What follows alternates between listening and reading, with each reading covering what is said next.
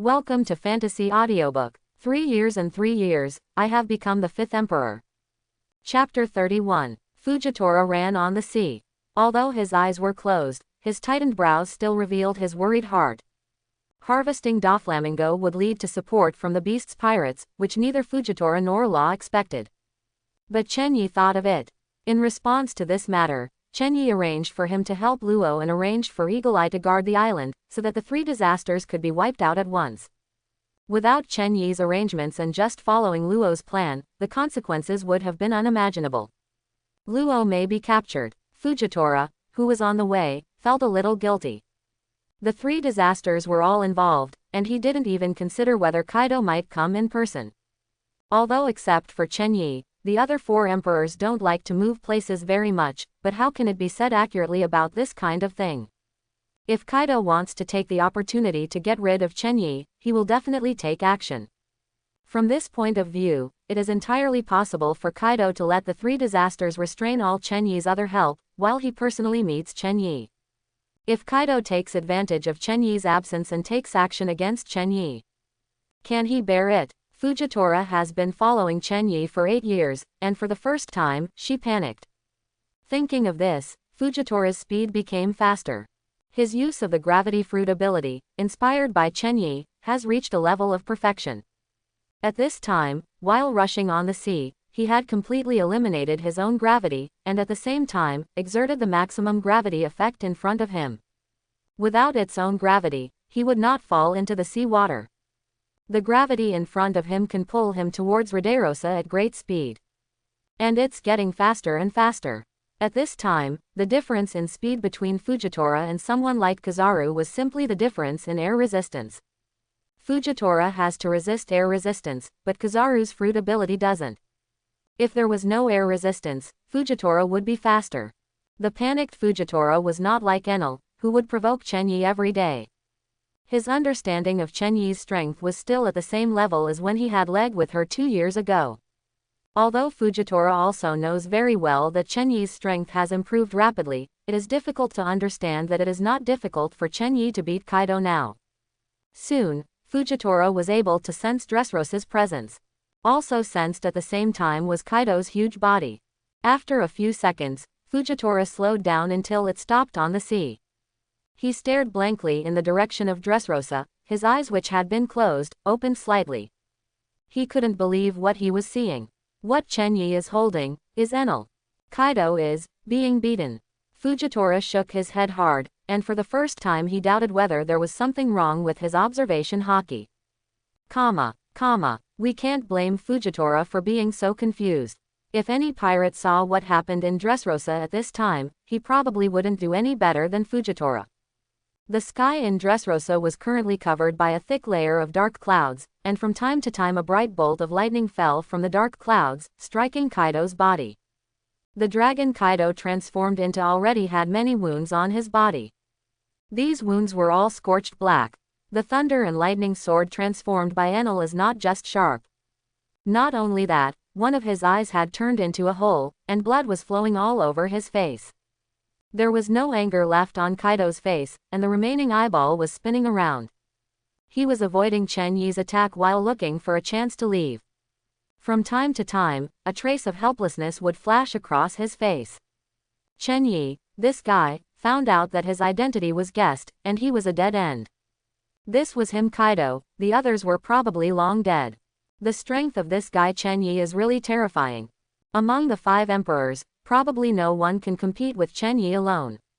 He doesn't want to fight anymore. Chen Yi's strength has also been found out, and his true identity has been made clear. This time, all the goals have been achieved.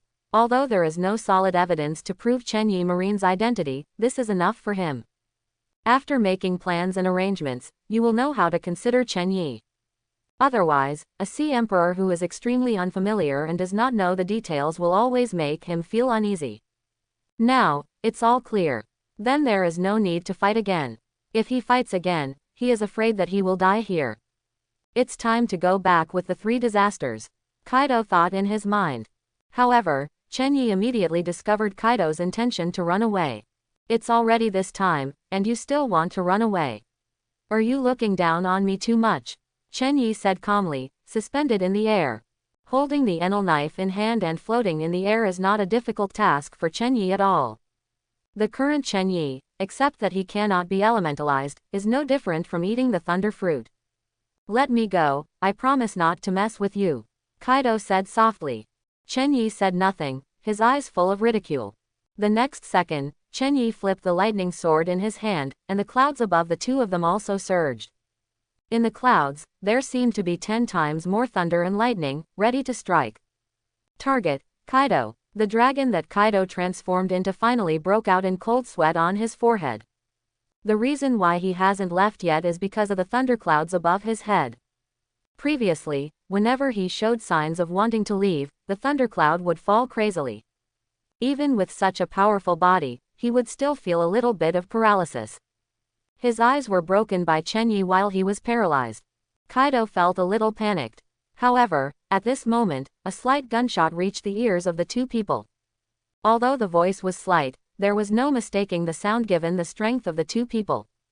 The next moment, Chen Yi's figure turned sideways. A bullet grazed his face and passed by in a flash. A small streak of blood seeped out from Chen Yi's face. Beckman, red hair. Chen Yi turned his head to look, his eyes instantly turned cold.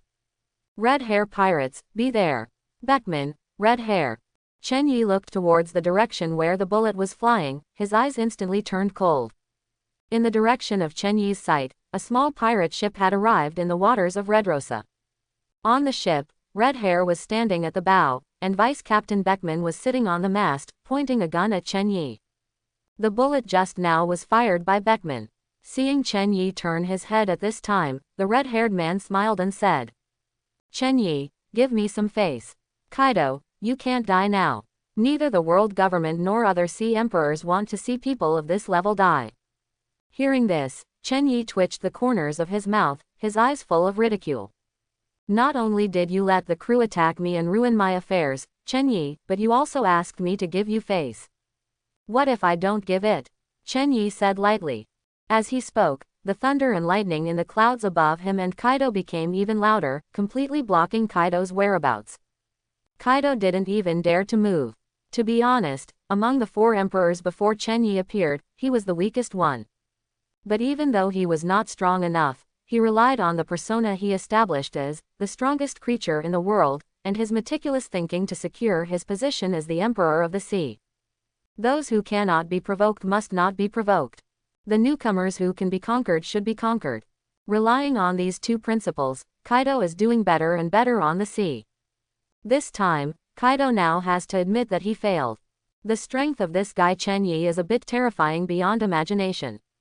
Just relying on his own words, it's really hard to say whether he can escape back to Wano Kuni this time. But there was a hint of cunning in Kaido's eyes, and the appearance of red hair was basically what he expected. This red-haired guy is a strong one. He doesn't like to fight and kill, he only likes to do one thing. That is maintaining stability. Wherever there is great turmoil, there is his presence. If he hadn't known that the red-haired man was the son of his former pirate Captain Cross, Kaido would have even suspected that the red-haired man was an undercover agent of the world government. Therefore, Kaido had already guessed before that when he and Chen Yi fought, red hair would definitely appear. Whether he wanted to beat Chen Yi to death or Chen Yi wanted to beat himself to death, the red hair would definitely stop him. The current sea is not suitable for the death of an emperor-level figure. This will make the world situation more chaotic and turbulent. This is the red-haired logic, so simple it makes you laugh. Kaido, who was shrouded in thunderclouds, couldn't help but feel a little emotional. He had laughed at the red hair's inexplicable logic and behavior many times, but today the red hair might actually save his life. Kaido still didn't relax. Although the red-haired man was strong, Chen Yi was too close to him. On the pirate ship not far away, the red-haired man shook his head slightly after hearing Chen Yi's words. At this moment, all the red-haired crew members walked behind him. Ben Beckman, Usopp, Kirilu, and the remaining crew members whose names the author still doesn't know, all locked eyes with Chen Yi. It seems that if Chen Yi doesn't give this face, he will start a war immediately. On the red-haired body, Conqueror's haki bloomed instantly. Almost instantly, the entire island of Dressrosa fell into a coma at the same time. Even Momoshiki was suddenly in a trance. The red-haired conqueror's haki is so powerful. He is one of the most powerful conquerors in the world. Feeling the red-haired haki, even Chen Yi couldn't help but squint his eyes. This was the first time he felt the red-haired haki head-on. However, this haki didn't have much influence on him. Chen Yi's physique is so powerful. A creature as strong as Kaido, the strongest creature in the world, has to be beaten physically by Chen Yi.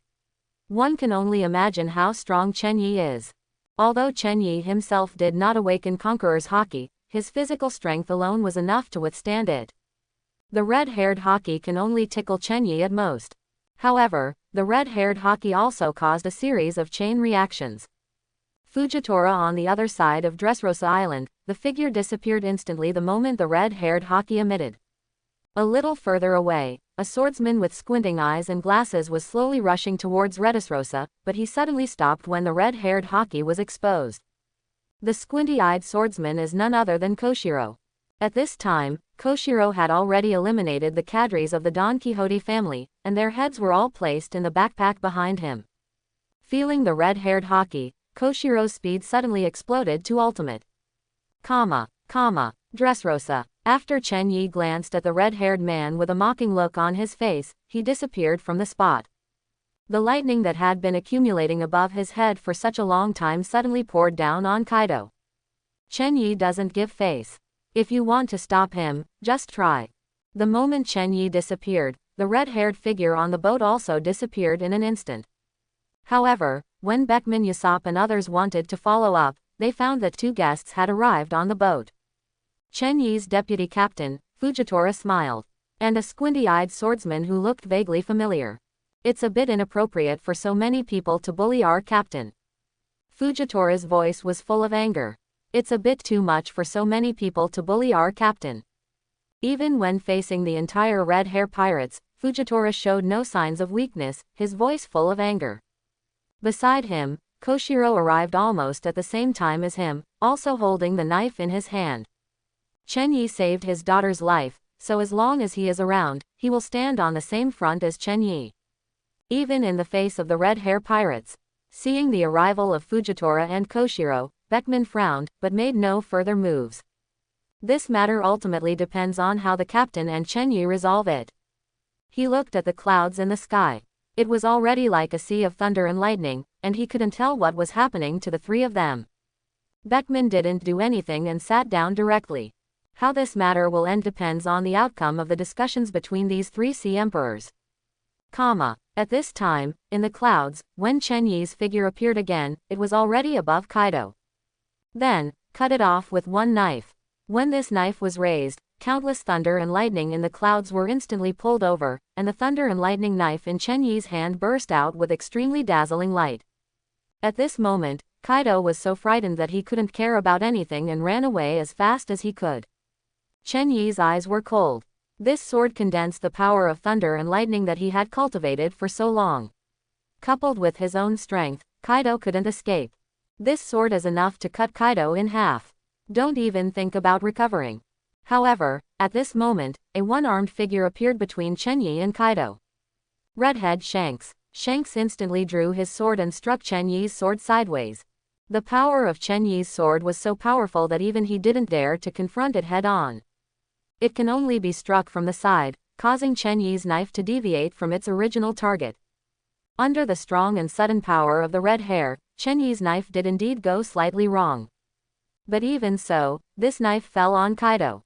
Kaido's dragon tail was cut off directly with a knife.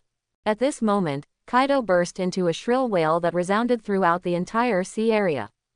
However, Kaido did not dare to delay at all, and was already several sea miles away in an instant. In less than 2 seconds, his figure had disappeared. Only blood was left all over the sky, falling continuously on the sea.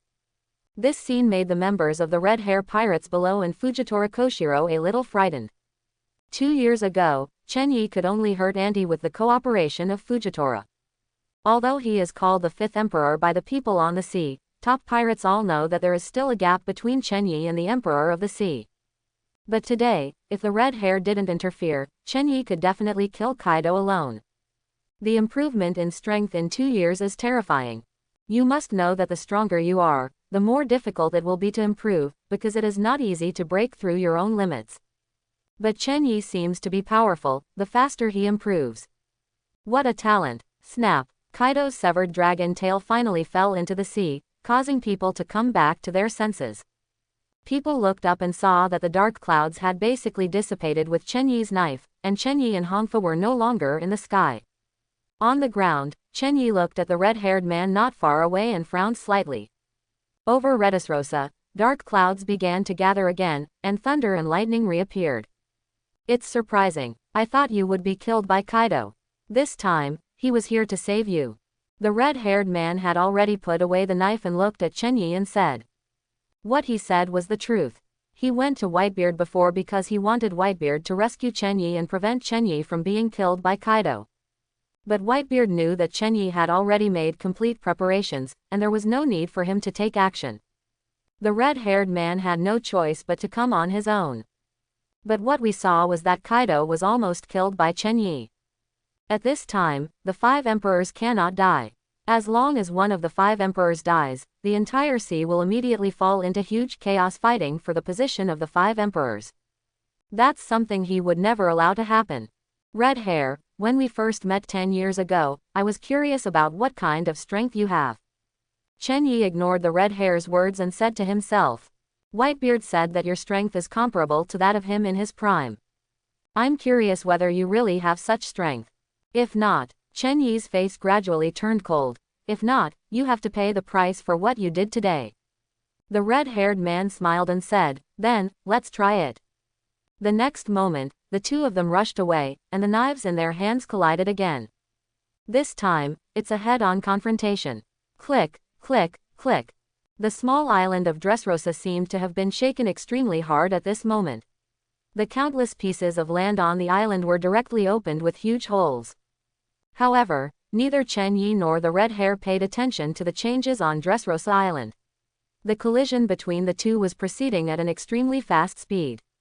Boom boom boom boom. The roar of the two people's confrontation almost formed a line, waking up the people in the kingdom who had fainted because of the red-haired hockey.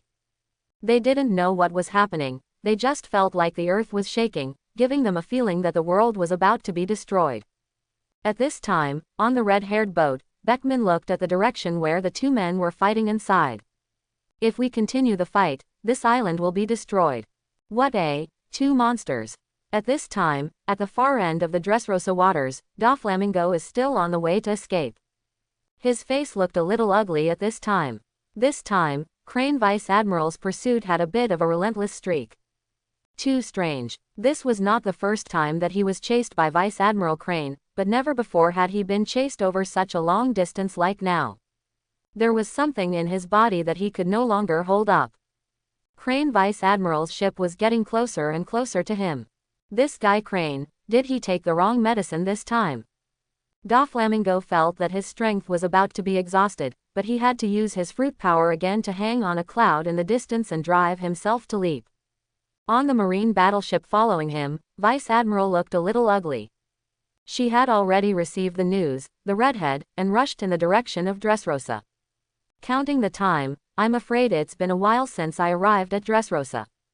I don't know what impact the appearance of red hair will have on that side. Crane Vice Admiral sighed. One day ago, Marine received the news that Kaido left Wano-kuni. Sengoku and Crane Vice Admiral unanimously decided to have Crane rush to the waters of Redrosa to release things that were beyond his control. But what she didn't expect was that red hair would also appear here. In just one day, the 3 sea emperors gathered here, and the development of things far exceeded I's expectation. But at this moment, he suddenly raised his head as if he was disturbed by something. On the horizon, a black spot appeared. Crane Vice Admiral looked at the black spot in the distance with a solemn expression. In just 2 or 3 seconds, the black spots were clearly visible. A dragon. At this time, not only Crane Vice Admiral, but also many Marines on the marine battleship also spotted the figure coming from a distance. Stunned. Why is there a dragon? But immediately, a name popped up in their minds. Kaido. 5 Emperors Kaido. The man who ate the dragon fruit. Only, their hearts were also full of doubts. If this dragon was really Kaido, how could it be in such a mess? This dragon is very fast, and now you can clearly see what the dragon looks like. His body was covered in black scars, one eye was blind, one of the dragon's horns was missing, and a section of his tail was missing, and blood was still flowing from the broken part. This will be Kaido. Who can make the veteran Sea Emperor Kaido look like this? But if it wasn't Kaido, who could it be? This is too miserable. Crane Vice Admiral did not consider this inexplicable problem. As soon as he saw the figure clearly, Crane Vice Admiral was sure that this was Kaido. Prepare to attack, Crane Vice Admiral shouted. Even if Kaido has been beaten like this, the 5 emperors are the 5 emperors and must not be underestimated. Although she has nothing to fear, if Kaido were to affect this ship of marine soldiers, not many of them would survive. The marines immediately woke up and immediately began to prepare for the attack. This is Kaido. Although I don't know who was beaten like this, but it was also Kaido. One of the true emperors of the sea. The man standing on the top of the sea. However, what made Crane Vice Admiral somewhat unexpected was that Kaido completely ignored them. Kaido just grabbed the fleeing Doflamingo and flew away. He didn't even look at them. It seemed like he just grabbed something casually while on the road. Crane Vice Admiral's face looked a little strange. Looking at Kaido, he seemed very anxious. This is exactly the same as Doflamingo running for his life. Kaido is running for his life. Crane seemed to have thought of something and suddenly looked in the direction of Dressrosa. Chen Yi, turn towards Dressrosa, quickly. Crane Vice Admiral said decisively. Kaido has disappeared, and Doflamingo has also been captured by Kaido. With the speed of their marine battleship, it is impossible to catch up. So what you need to do now is go to Dressrosa. Then what happened over there, kid?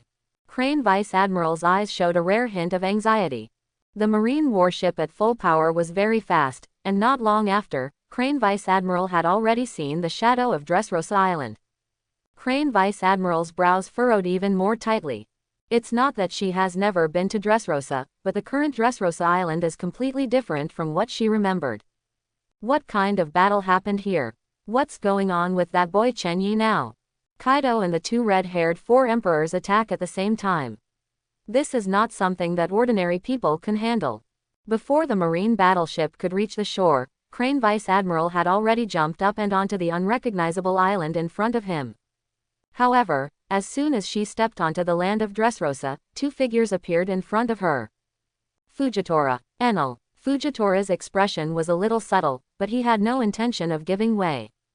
Enel's face was very sad, and his eyes were full of anger. Today, these people are going too far. One wave is over and another wave is over, and one wave is over and another wave is over. In the center of the island, Chen Yi was lying on a big rock, with Momosegi's big tui as his pillow, and he was leisurely looking at the clouds in the sky. Momosegi, Crane Vice Admiral seems to have arrived. Chen Yi said leisurely.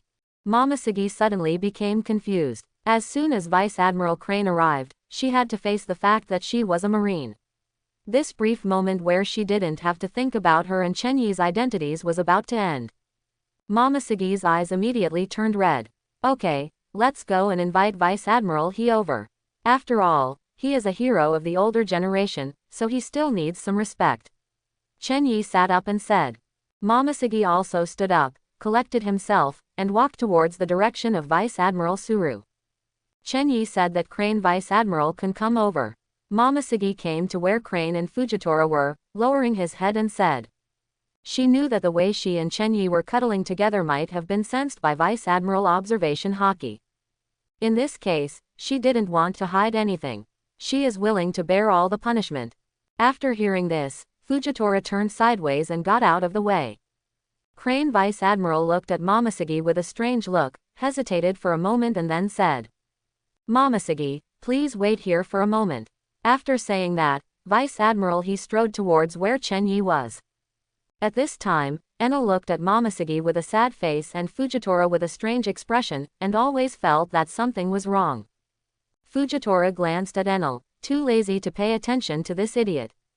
If Enel were to discover it by himself, it would probably take several years to realize Chen Yi's true identity. Fujitora shook his head. Since Chen Yi didn't say anything, he wouldn't talk too much. As early as a few years ago, he discovered Chen Yi's true identity. His observation hockey can sense people's inner emotions and thoughts. It is easy to find that Chenyi is different from ordinary pirates.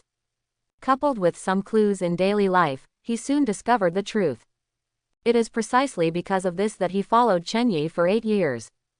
After 3 years, he was supposed to say goodbye to Chenyi and return to his hometown to continue his peaceful life. However, on the one hand, he realized Chenyi's true identity, and on the other hand, he was really happy getting along with Chenyi. In the end, he decided not to leave. In his heart, Chenyi has long been an indispensable partner. In fact, Chenyi already knew that Fujitora was already very clear about his true identity. So what? In this sea, besides Sengoku, the one he trusts the most is Fujitora. But Fujitora looked at the sky with emotion, realizing that his life on the sea might be coming to an end. The battle between some emperors has already begun.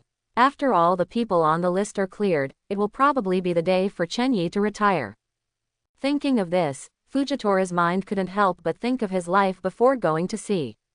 Peaceful and warm. It's good. Days like this should have an end. Fujitora murmured to himself. Looking at Momoshiki again, Fujitora felt a little distressed. What a wonderful child, but now he can't know the truth. Fortunately, it won't be too long before this pain ends. I hope she can carry it until then. Crane Vice Admiral, Marine got the news very quickly. Chenyi was sitting on the stone. When he saw Vice Admiral Crane walking over, he had no intention of getting up. Crane Vice Admiral came to Dressrosa to catch me, a great pirate. Hearing this, Vice Admiral rolled his eyes. You're such a fool, you've really become more of a stupid as you grow up. When you were a kid, you slept on the same bed as me. Now that you've grown up, you've started to mock me, an old woman, Crane Vice Admiral said slowly. Chenyi was startled and sat upright suddenly, looking at the old man in front of him with wide eyes. Crane actually knows his identity. He also said that he slept with her when he was a child. Chenyi himself had no impression. As if he knew what Chenyi was thinking, he said calmly. Do you think that guy Sengoku will take care of a newborn baby? You were only 2 months old when your mother left. If I hadn't taken you with me for almost a year, would you have grown so big? As soon as I saw your wanted poster, I knew it was you. If others can't see it, why can't I? Although her appearance has changed a lot as she has grown up, there is still a familiar look between her facial features. I even scolded Sengoku for this. How could he let you? He walked up to Chenyi, looked at Chenyi for a while, raised his hand and wanted to touch Chenyi's head, but in the end he did not do so. I must be very tired these years. Crane Vice Admiral's eyes were filled with distress. But Chenyi raised his face and gave Vice Admiral a big smile. I'm strong. Hit Kaido first, then the redhead. Look, I'm still fine now. Chenyi said with a smile. HMPH. Crane Vice Admiral snorted. Yes, I have grown up and become more capable. I don't need an old man anymore, so I just started to argue with Kaido so directly. As soon as I got the news that Kaido had left Wano-kuni, I rushed here as fast as I could. I'm afraid you will be bullied by Kaido. You're amazing. You beat Kaido like that, and you even provoked the redhead. Why don't you gather all the 4 emperors together and beat them to death together? I didn't know the news until after the fight between you and that old woman from Bigmom, and you didn't know whether you were alive or dead. Do you know how long I've been looking for you on the sea? Having said this, Crane Vice Admiral's eye circles were already a little red. She had no children in her life and only had a deep bond with her 2 children. One is Chenyi and the other is Momoshiki. These 2 people can be said to be her favorites. Listening to his words, Chenyi felt warm in his heart. However, with Chenyi's temperament, he really doesn't know how to sensationalize, so he can only say haha. Healing. There are so many enemies on the sea. The pirates want to kill me and the Marines want to capture me. I must hide and recuperate. Crane Vice Admiral hesitated for a moment and said decisively. After this mission is over, even if Sengoku lets you continue, I will stop him. Don't worry, this mission will be the last thing you do for the world government. That old guy Sengoku will also resign with you. Don't worry, the world government will compensate you for whatever it owes you. Chenyi smiled and nodded, then suddenly thought of something and said seriously. This time, Kaido guessed my true identity. But it's not a big problem. I will deal with him myself. More importantly, red-haired Shanks. This time, after Kaido escaped, the red-haired man didn't really compete with me and left quickly. He is very strong. If I go all out, I can only be sure of defeating him when I am at my peak. He is like a mason, mixing mud on this sea, making people annoying. I once suspected that he was a member of the world government, but now it seems that he is not. He has his own beliefs and what he wants to do. And the red hair holds one of the 3 ancient weapons, Pluton. It's just that I can't see clearly what his real purpose is. He is more like a mason, mixing mud on the sea. The relationship between him and 5 elders now seems more likely to be a cooperative one. I will solve these 2 problems myself, Kaido. As for the red hair, I also ask Vice Admiral Crane to convey it to Sengoku and ask him to help me investigate what kind of cooperation there is between the red hair and the 5 elders. Hearing Chen Yi's words, Vice Admiral he also looked serious. She nodded and said, "Don't worry about this. No matter what the red hair wants to do, we won't let him hinder you again." But, Crane Vice Admiral continued, "You still have to think carefully about killing the 4 emperors. Once the death of the 4 emperors leads to a riot on the sea, this mission will be considered a failure, to be honest. But no matter what the final result is, this is your last mission. This mission itself is an adventure for world government." Chen Yi nodded. Even with him as an undercover marine, it would be difficult to be 100% sure that things would develop as predicted. Most likely, it's just a matter of taking one step at a time. "Kaido, I will send him to the underwater prison, Doflamingo," Chen Yi said. While speaking, Chen Yi looked at he Vice Admiral. From Fujitora, he already knew that Crane Vice Admiral went to capture Doflamingo, but judging from Crane Vice Admiral's appearance, he didn't seem to have caught him. Doflamingo was taken away by Kaido. Crane Vice Admiral was a little ashamed. This time, Chen Yi took the risk of confronting the 2 emperors. The original purpose was to kill Doflamingo. Chen Yi had almost beaten Kaido to death and had a head-on confrontation with red-haired Shanks, but the Doflamingo she captured escaped. How could Crane not feel guilty? Chen Yi smiled nonchalantly and said, "If Kaido happens to be passing by, there's nothing we can do. Although that guy is the weakest among the 5 emperors, he is still the 5 emperors no matter what. And this time with the red hair around, I can't kill Kaido. I must go to Kaido to settle the score. Doflamingo caused Kaido to lose 3 members of Admiral, and Kaido will not let Doflamingo go. So they must be together. When you find Kaido, you find Doflamingo." Chen Yi looked into the distance, his eyes a little vacant, and smiled faintly. None of them can escape." Crane Vice Admiral was silent for a while, nodded, and was determined to use all the power in his hands to find Doflamingo's whereabouts. Before leaving, Vice Admiral he said with unprecedented seriousness, "This time, Sengoku has something for me to bring to you. He said that he knows what you want to do.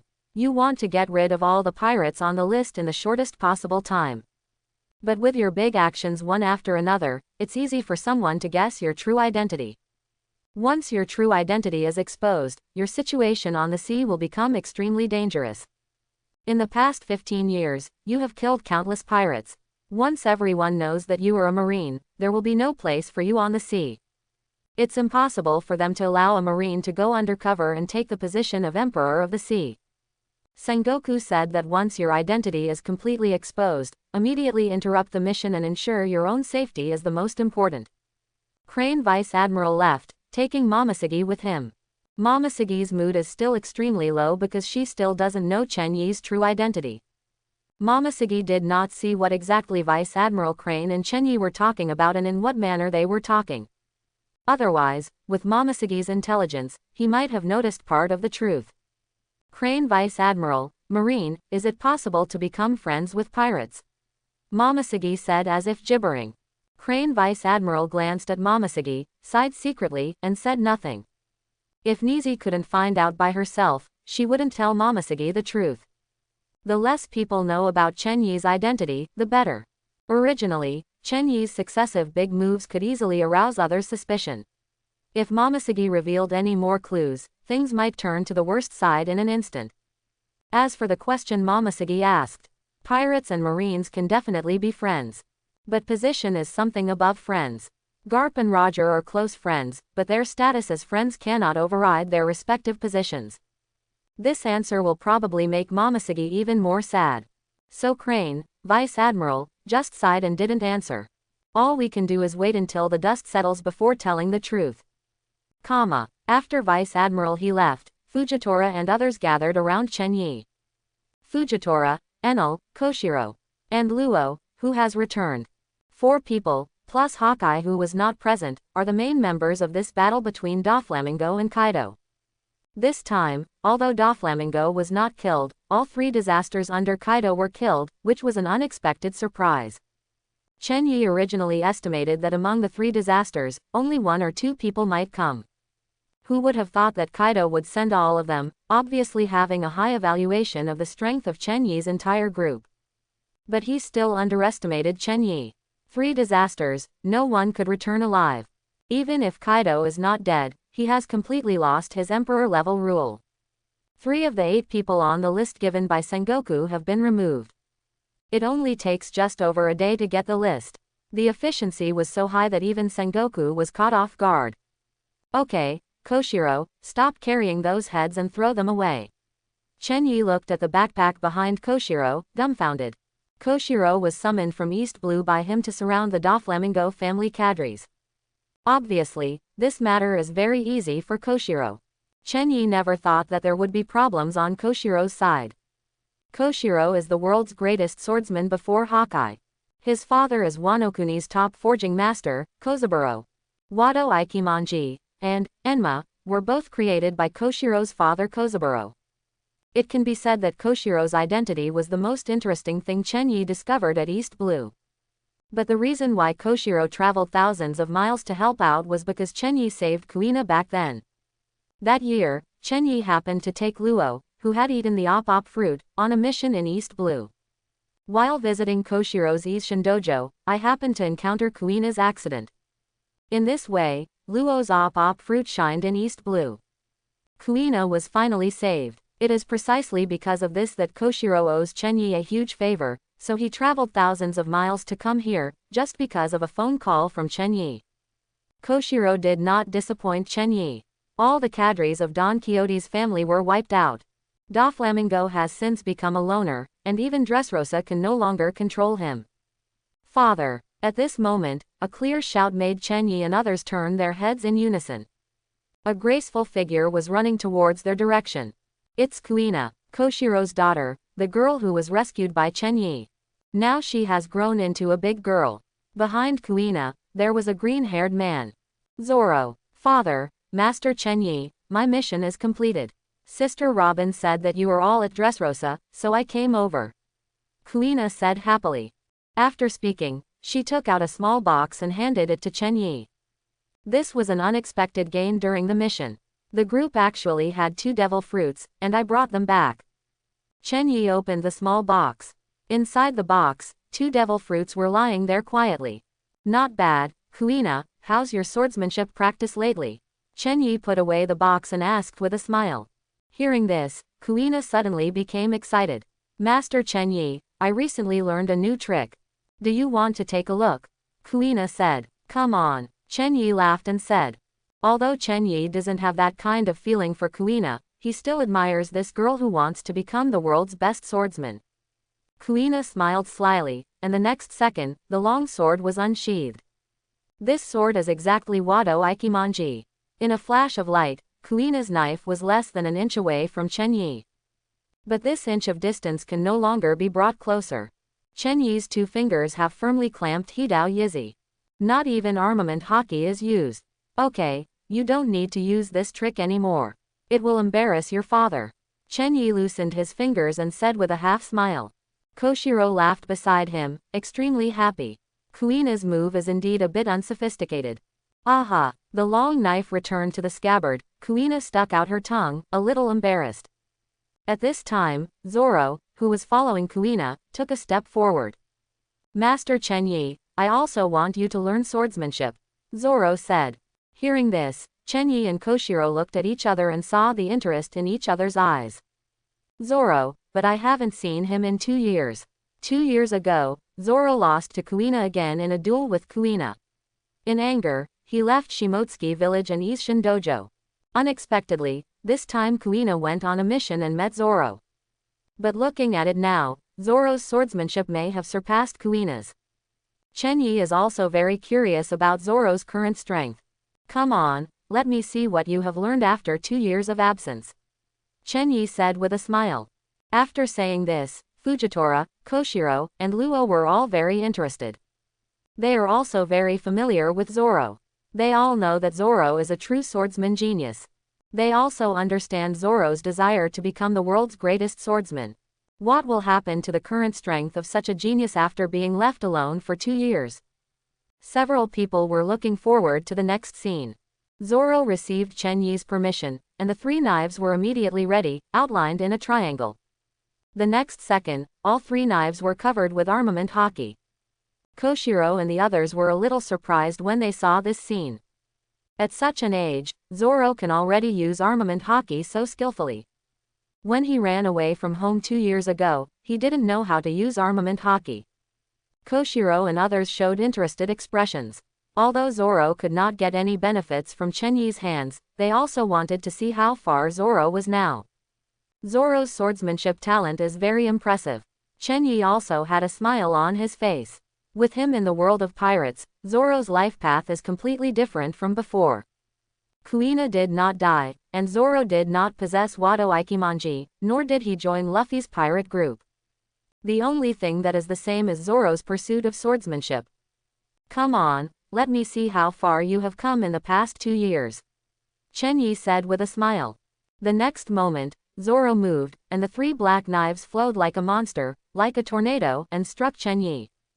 Almost instantly, the black tornado arrived in front of Chenyi. However, at this moment, the black tornado paused for a moment and then collapsed. Zoro flies out upside down. 3 knives, all thrown away. Bang! Zoro's body fell to the ground, and a bloody flower burst out of his chest. Chenyi retracted his finger and shook his head with a smile. Fancy and fancy, Chenyi said. Fujitora and Koshiro all smiled. In front of Chenyi, there were very few moves that were not flashy. Here, Kuina has helped Zoro stand up, and Zoro's face is a little pale. It took him 2 years to develop the strongest move, which even Chenyi's Kakuzu couldn't touch. It was also criticized as flashy. It has to be said that Zoro's heart was really hit hard. He knew very well that the Chenyi in front of him was the true world's greatest swordsman. Zoro once challenged Hawkeye and got a shocking news. Hawkeye claims that he is no longer the greatest swordsman in the world. That man is the one who has gone the furthest on the sword. Zoro raised his head, looked at Chenyi, and asked firmly. I know that you are the greatest swordsman in the world now.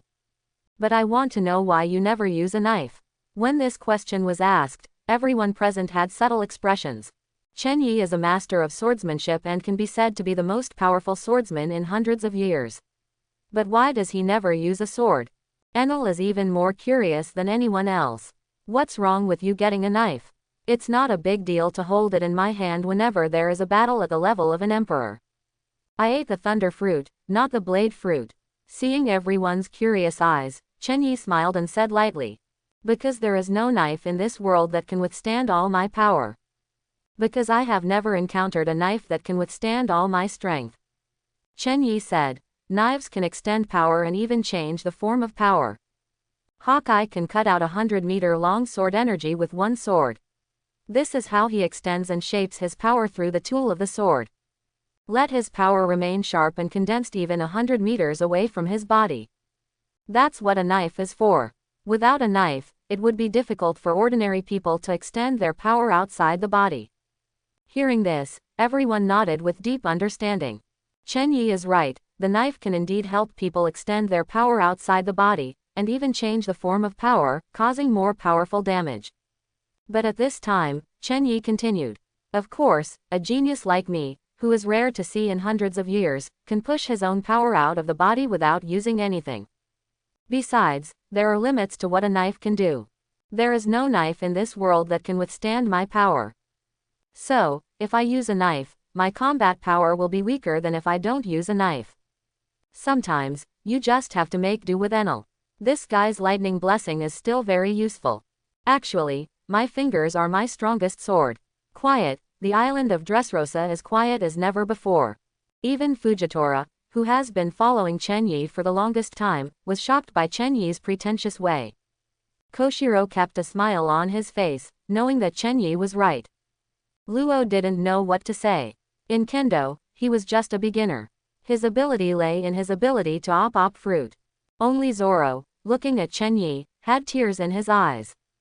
The blood in his body was already eager to burn. Too strong. It's really too strong. This is the competitive world that he, Zoro, longs for. Looking at Zoro's appearance, Kuina put her hand on her forehead and was speechless. Boss Chen Yi's talent is not only the best in swordsmanship for 100 years, but also in armament hockey and physical skills. Which Chen Yi is not the best? Chen Yi smiled gently at Zoro, his expression was light and airy, full of mastery. At this moment, the sound of Fujitora's phone buzzing interrupted Chen Yi's coquettishness. It's Robin's phone number. Fujitora immediately handed the phone to Chen Yi. Can't you just carry a phone bug with you? Robin's voice came from the phone, sounding a little tired. This guy Chen Yi has never been a phone bug. If you want to find him, you can only guess who he is with now. Haha, Robin, things like phone bugs are so disgusting that I don't want to carry them with me. Chen Yi said with a smile. Okay, is your matter over there? Robin asked. It's over. Although we didn't catch Doflamingo this time, the harvest exceeded our previous expectations. All the 3 disasters under Kaido have been killed, and Kaido was also seriously injured. I guess he doesn't dare to return to Wano-kuni. Robin's confused voice came from the phone. Kaido doesn't dare to go back to Wano-kuni. That's his base camp. Where else can be safer than his own base camp? Hearing this, Chen Yi smiled and said lightly. He doesn't dare to stay alone. In a short time, he will definitely stay with a certain Sea Emperor. Don't think about it, it must be Bigmom. As for why he doesn't dare to be alone anymore, haha. He's afraid that I'll kill him. So he will definitely go directly to Bigmom and wait until the news passes before returning to Wano-kuni. The phone bug fell silent, and Robin looked puzzled. What exactly did Chen Yi do to Kaido? Kaido doesn't even dare to go back home. I have to stay with Bigmom to feel at ease. Okay, then what are you going to do next, Bigmom or Blackbeard? Robin asked. On the list, apart from Doflamingo and Kaido, the only ones left on the list are Bigmom's 3 candy generals and Blackbeard. Robin was a little worried. The relationship between Chen Yi and Whitebeard was very good. If he wanted to attack Blackbeard, things would become very difficult. Hearing this, Chen Yi smiled slyly and said, now is not the time to go find Bigmom. Blackbeard has to wait a little longer. Of course, I will talk to Whitebeard first, but that is not the focus next. I'm going to Wano-kuni. If Kaido dares to go back to Wano-kuni directly, I will kill him. If he goes to unite with Bigmom like I said, I will raid his hometown and take away the historical text in his hands. One more thing, by the way, let's see if we can find a knife that can withstand my strength. Robin on the other end of the phone shook his head helplessly. With your power, I'm afraid the craftsman who can make the knife you can use has not been born yet. However, she was very interested in the historical text in Kaido's hands. After following Chen Yi for so many years, she has seen many historical texts with Chen Yi. If she adds the historical texts in the hands of Kaido and Bigmom, I am afraid she can collect them all. At that time, she will be able to unlock the secret of the blank 100 years of history. Is there anything I need to do? Robin asked. Of course, Chen Yi said, go to Sabayati Archipelago. If nothing else happens, we will attack that woman next. As soon as Kaido's incident came out, Auntie would definitely be wary of me, so it might not be as simple as today. Then let the old man do something. It's time for him to stretch his muscles. Hearing this, Robin couldn't help but picture a white-haired figure in his mind, and couldn't help but smile. At this time, Rayleigh, who had lost another bet at Sabayati Archipelago, suddenly sneezed. Strange. Who is thinking about me? Rayleigh touched her nose and continued to play at the card table without thinking too much. After hanging up the phone with Robin, Chen Yi looked at the people in front of him and thought about his next action. These people in front of me are all truly our own people. Fujitora, who has followed me for 8 years and knows his identity as a marine undercover, is his most tacit partner. The strength has also reached the vice-emperor level. Enel, from the moment he was willing to turn into a knife, Chen Yi knew that this guy had completely surrendered to him. Needless to say, there is no need to say much about the strength. Thunder Fruit's wonderful functions are unmatched by many other fruits. Koshiro, the world's greatest swordsman 30 years ago. Kuina and Zoro, and even Chen Yi watched them grow up, so there will be no problems. Of course, Chen Yi has had many more trustworthy partners on the sea for so many years. There is also the slightly brainless Hawkeye, as well as the Empress Robin and others in the rear. While Chen Yi was thinking, Fujitora and others said nothing. They all know that once Chen Yi falls into a thinking state, it is best not to interrupt him. Otherwise the consequences will be horrific. Next, I'm going to Wano-kuni, Chen Yi finally said. Hearing this, Koshiro's face moved slightly. Obviously, this place has a different meaning to him. Mr. Koshiro, please come with me, Fujitora and Enel, you have other tasks. Chen Yi said. After I come back from Wano-kuni, I will take action against Auntie. The target is the 3 generals on the list. Your mission is to sneak into Auntie's kingdom and find out the locations of the 3 candy generals. And Wangwo's situation, I ask you to know every corner. Chen Yi's eyes became sharp and he said seriously. The Big Mom Pirate's intelligence capabilities are known as the best in the industry. This title is not for nothing. You must be extremely careful when lurking into Wano-kuni. If I were in Wano-kuni, it would be difficult for me to support you at any time. Hearing this, both Fujitora and Enel nodded. Both of them had realized the seriousness of the matter, and their faces were serious. With the strength of the 2 of them, it would be no joke if they were discovered after lurking into 10,000 kingdoms. This guy Fujitora, like Chen Yi, is one of the people Auntie must kill. 2 years ago, Chen Yi and Fujitora broke into 10,000 kingdoms and punched a hole in Auntie's face. Once Auntie finds out that Fujitora has come to her territory again, things may not be good. When I come back, Chen Yi continued, look at my signal. Move quickly and retreat after killing the 3 generals. If nothing else happens, there will be a guy who is not weaker than the Emperor who will take care of you. As for Bigmom, just leave it to me. Chen Yi's words were filled with incomparable confidence, as if what he wanted to hold back was not the pervert ant in 4 emperors but an ordinary pirate. However, no one present felt that this kind of confidence was abnormal. With Chen Yi's power, it should be so. As for you 2 little guys. Chen Yi turned to look at Zoro and Kuina and said, you 2, do whatever you have to do. You are not allowed to participate in a battle of this level. Hearing this, Kuina sighed. She has tried very hard, but still can't keep up with Chen Yi. As for Zoro next to him, there was still blood on his chest, but the passionate expression on his face betrayed his heart.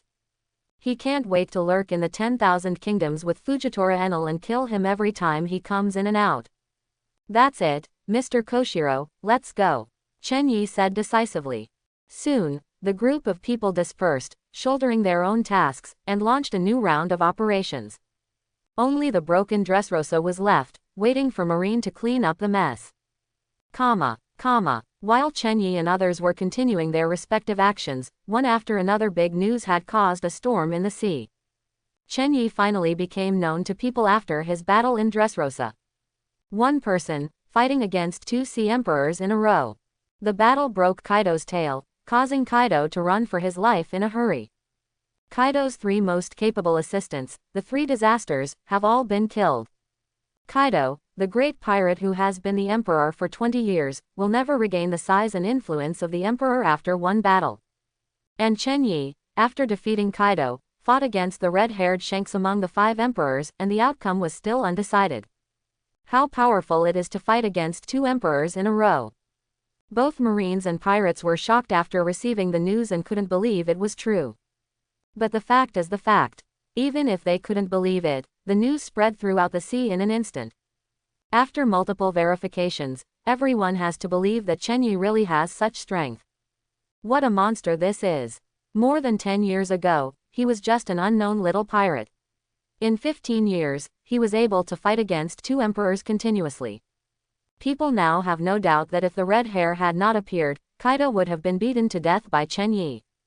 On this day, after Chen Yi fought against Anti, there was one more legendary incident about Chen Yi on the sea.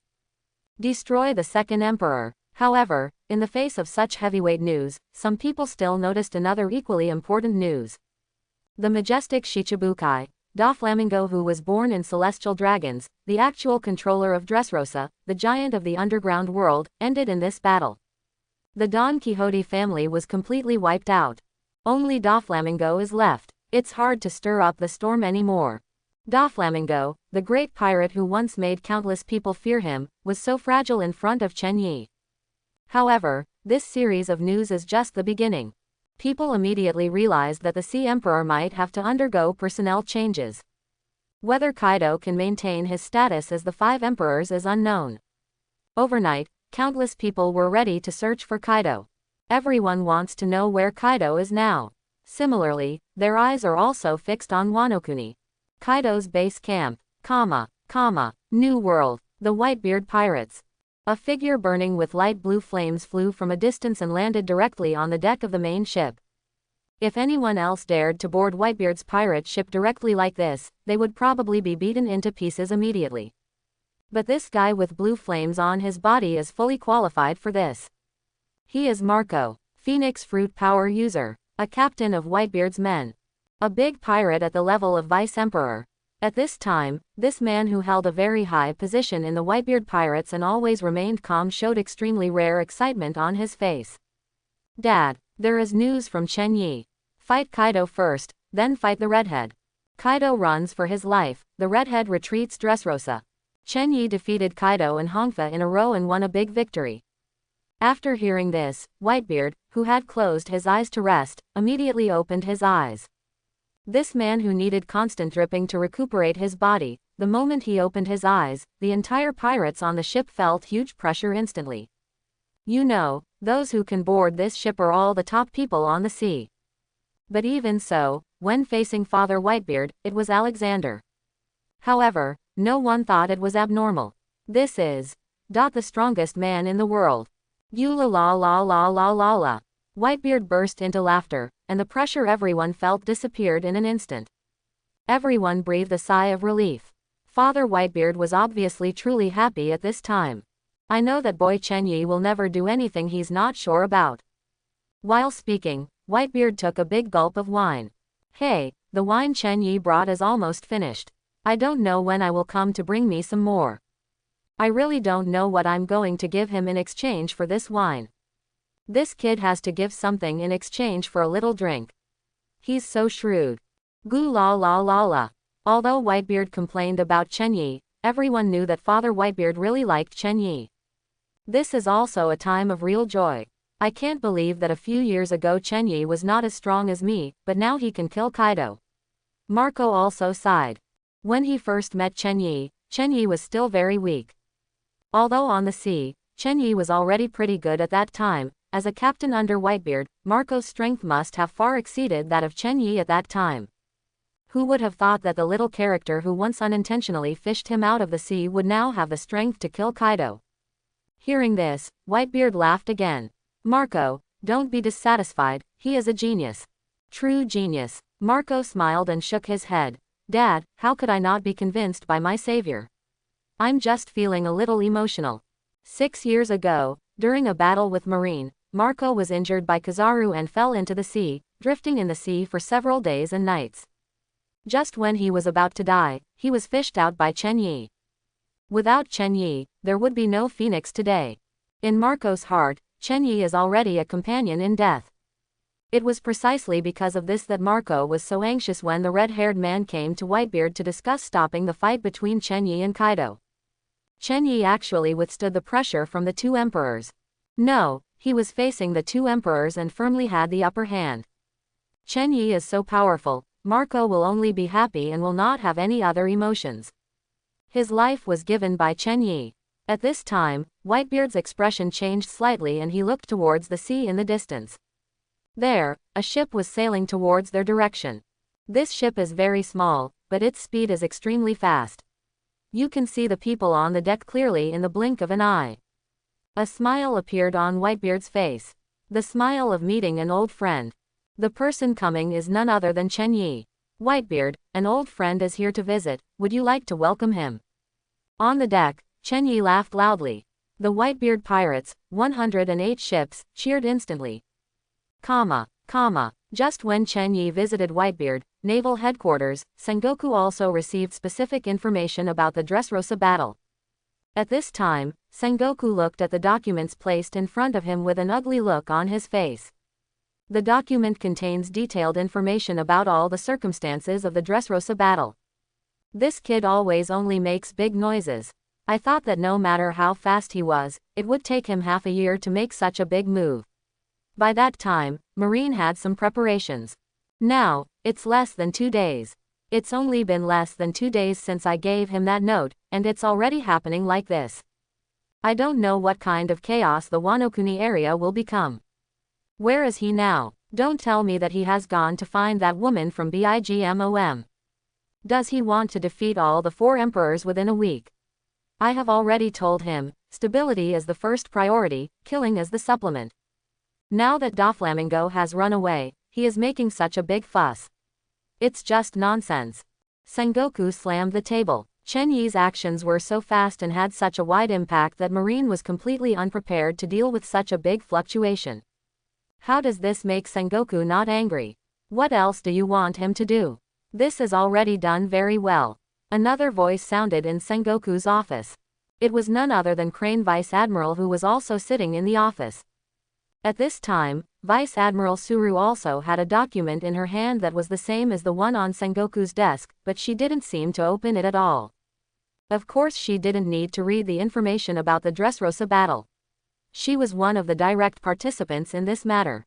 How could this information be written more clearly than she knew? Putting down the tea in his hand, Crane Vice Admiral said lightly. It's not like you don't know about the affair between Doflamingo and Kaido. Kaido wants to protect Doflamingo, what can Chen Yi do? This time Kaido and the red hair are taking action. He is still a child. Don't you feel bad at all? Although the progress is a little faster and the impact is a little bigger, he has no other choice. Besides, Doflamingo ran away. That was my dereliction of duty. I was responsible for chasing Doflamingo. Sengoku put his hand on his forehead and sighed heavily. As soon as Chen Yi's issue comes up, Vice Admiral, he will act like a protective old mother, leaving him speechless. He is Chen Yi's biological father. He just helped me take care of my child for a year. At this moment, the door to Sengoku's office was suddenly opened. Click, click, click, click. Along with the sound of eating snacks, a strong figure appeared at the door. The only one who could walk into Sengoku's office so casually and unscrupulously was Garp. Marine hero. The man who captured the Pirate King Cross 40 years ago. He is also the man who forced former Pirate King Roger into desperate situations countless times. Seeing Garp, Sengoku seemed a little relieved and said, Garp, what do you think about this matter? Click, click, click, click. As if sensing the atmosphere in the room, Garp said nothing and put another handful of cookies in his mouth. The next second, Garp turned around and left. He also carefully closed the door for them. Sengoku, Crane Vice Admiral, please like and subscribe my channel.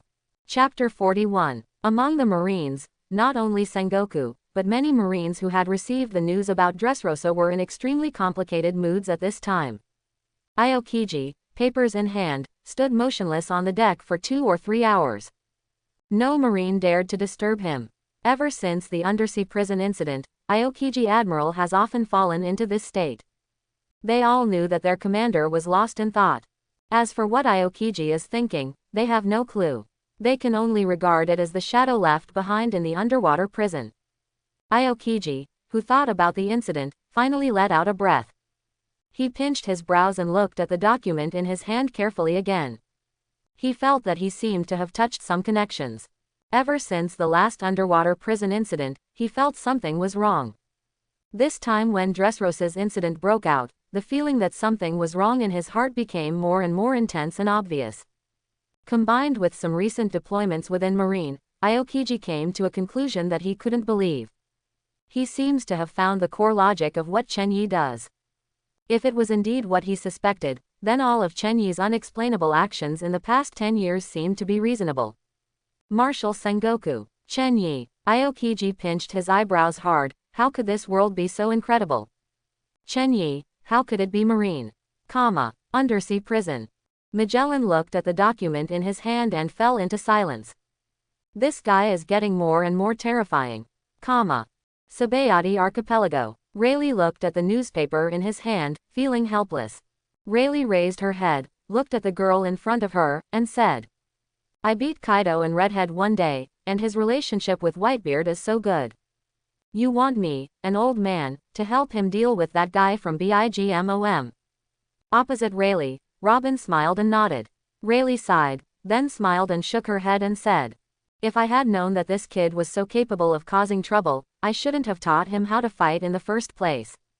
Let's go, follow me to the Fishmen Island first, and ask Shirahoshi to pick up a Sea Kings. It's too tiring to swim there by yourself. As you get older, you can still save some energy, so just save some. The Whitebeard Pirates. At this time, Chen Yi had already stepped onto Whitebeard's boat and sat face to face with Whitebeard. As for Marco and others on the boat, they all avoided it with a tacit understanding. Although they have a very good relationship with Chen Yi, they also know that Chen Yi must have something important to discuss when he meets Father Whitebeard. After Chen Yi and Father Whitebeard finished talking, it was time for them to communicate with Chen Yi. Koshiro, who came here with Chen Yi, is now staying with Marco and the others, drinking tea with a smile. Mr. Whitebeard, I brought you a lot of wine this time. Chen Yi sat cross-legged across from Whitebeard, filling the wine bowl in front of him with a large glass. Whitebeard's eyes suddenly lit up. He took the wine bottle from Chen Yi's hand, and poured all the wine into his mouth. Whitebeard drank until there was no more wine left in the flagon. Pleasant, this is what it tastes like. Whitebeard looked satisfied. I've been drinking wine for so many years, and it's all in your hands. After drinking your wine, and then drinking other wines, it's just tasteless. Whitebeard said. Chen Yi smiled. This was a good wine brewed by the brewing method on Earth in the previous life. How could it be comparable to the wine in the pirate world? Tell me, what's the matter with me this time? Whitebeard looked at Chen Yi.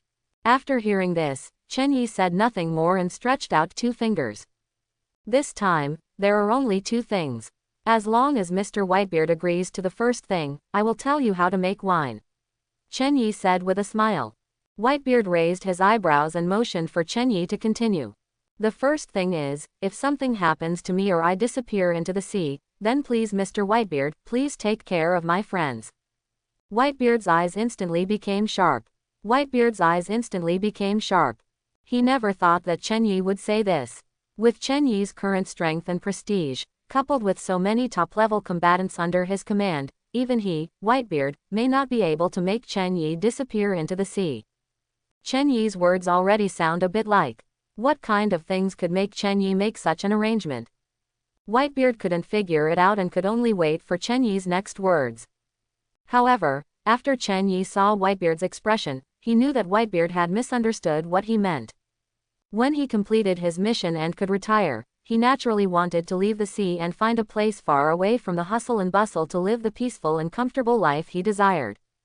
Maybe it's East Blue, maybe it's North Blue, maybe it's an inconspicuous island on the Grand Line.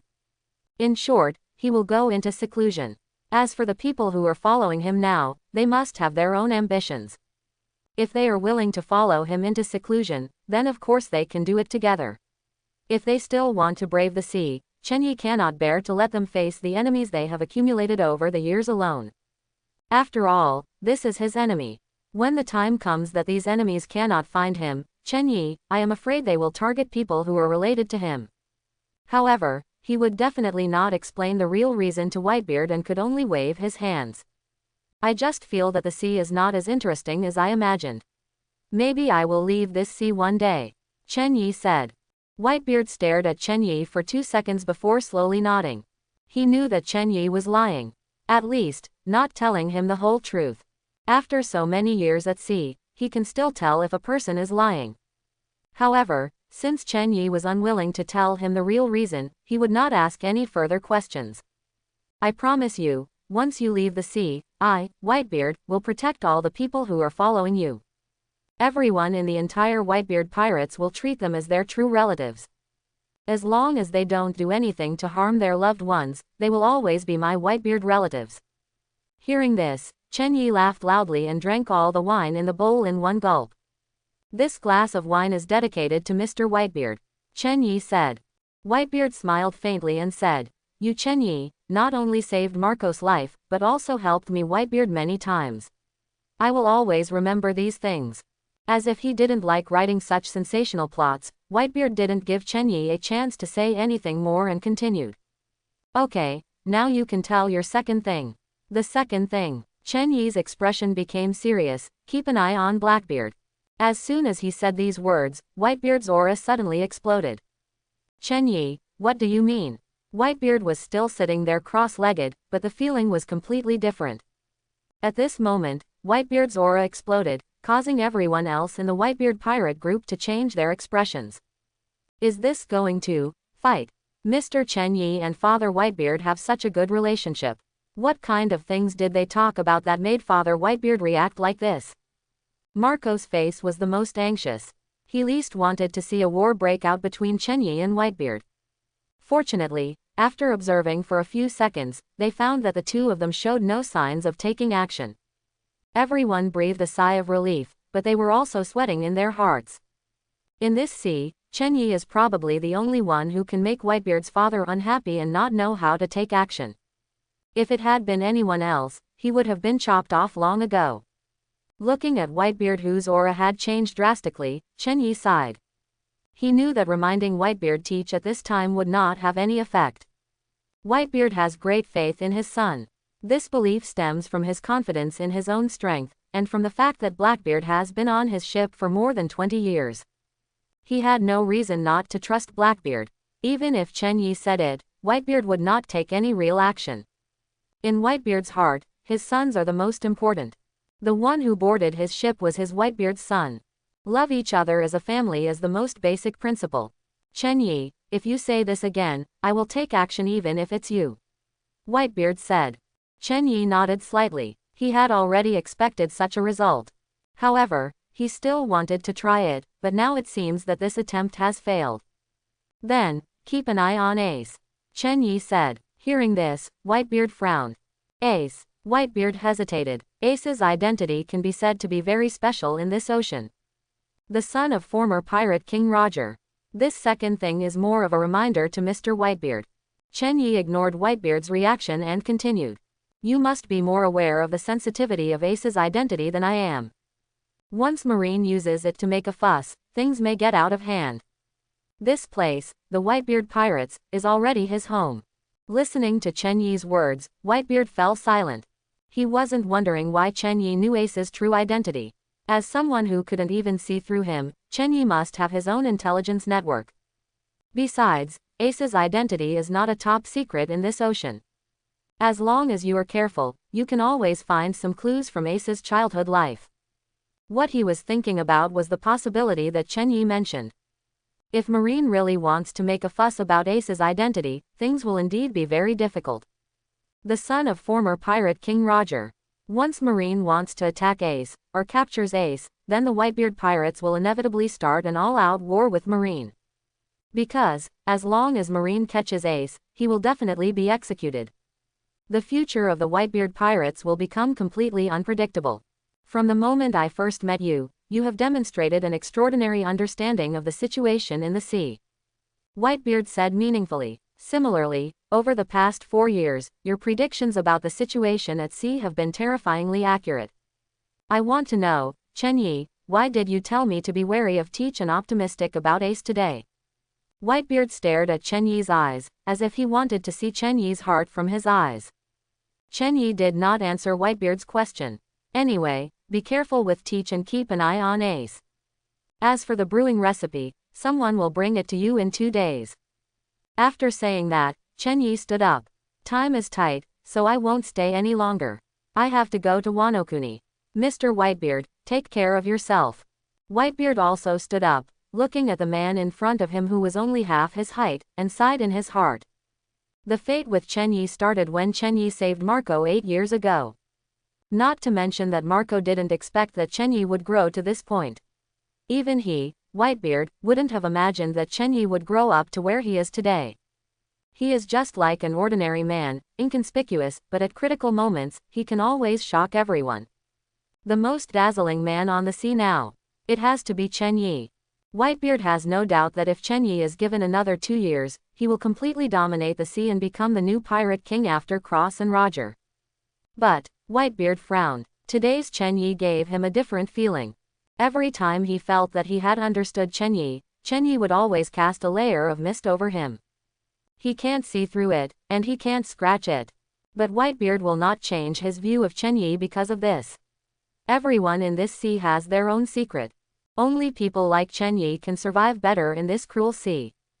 Until the top of the world. As for Chen Yi, he didn't say the real reason why he was optimistic about Ace and careful about Blackbeard. He didn't care about it either. Not to mention, Chen Yi naturally has his reasons. If something really happened, he, Whitebeard, is not dead yet. When leaving the Whitebeard pirates, Chen Yi happened to meet the returning Ace. Chen Yi. After seeing clearly that it was Chen Yi from a distance, Ace became excited. He jumped up from his boat and landed directly next to Chen Yi. There was still flames burning on his body. The next moment, he gave Chen Yi a big hug. Chen Yi, it's been so long since you've been here, I thought you'd forgotten me. Ace said with a laugh after the hug. Chen Yi patted his clothes that were almost burnt and cursed with a smile. How many times have I told you, wait until the fire on your body goes out before you hug me, but you still can't remember it. Ace immediately scratched his head and looked at the dark spots on Chen Yi's clothes, showing an embarrassed smile. Hey, you Ace will feel embarrassed too.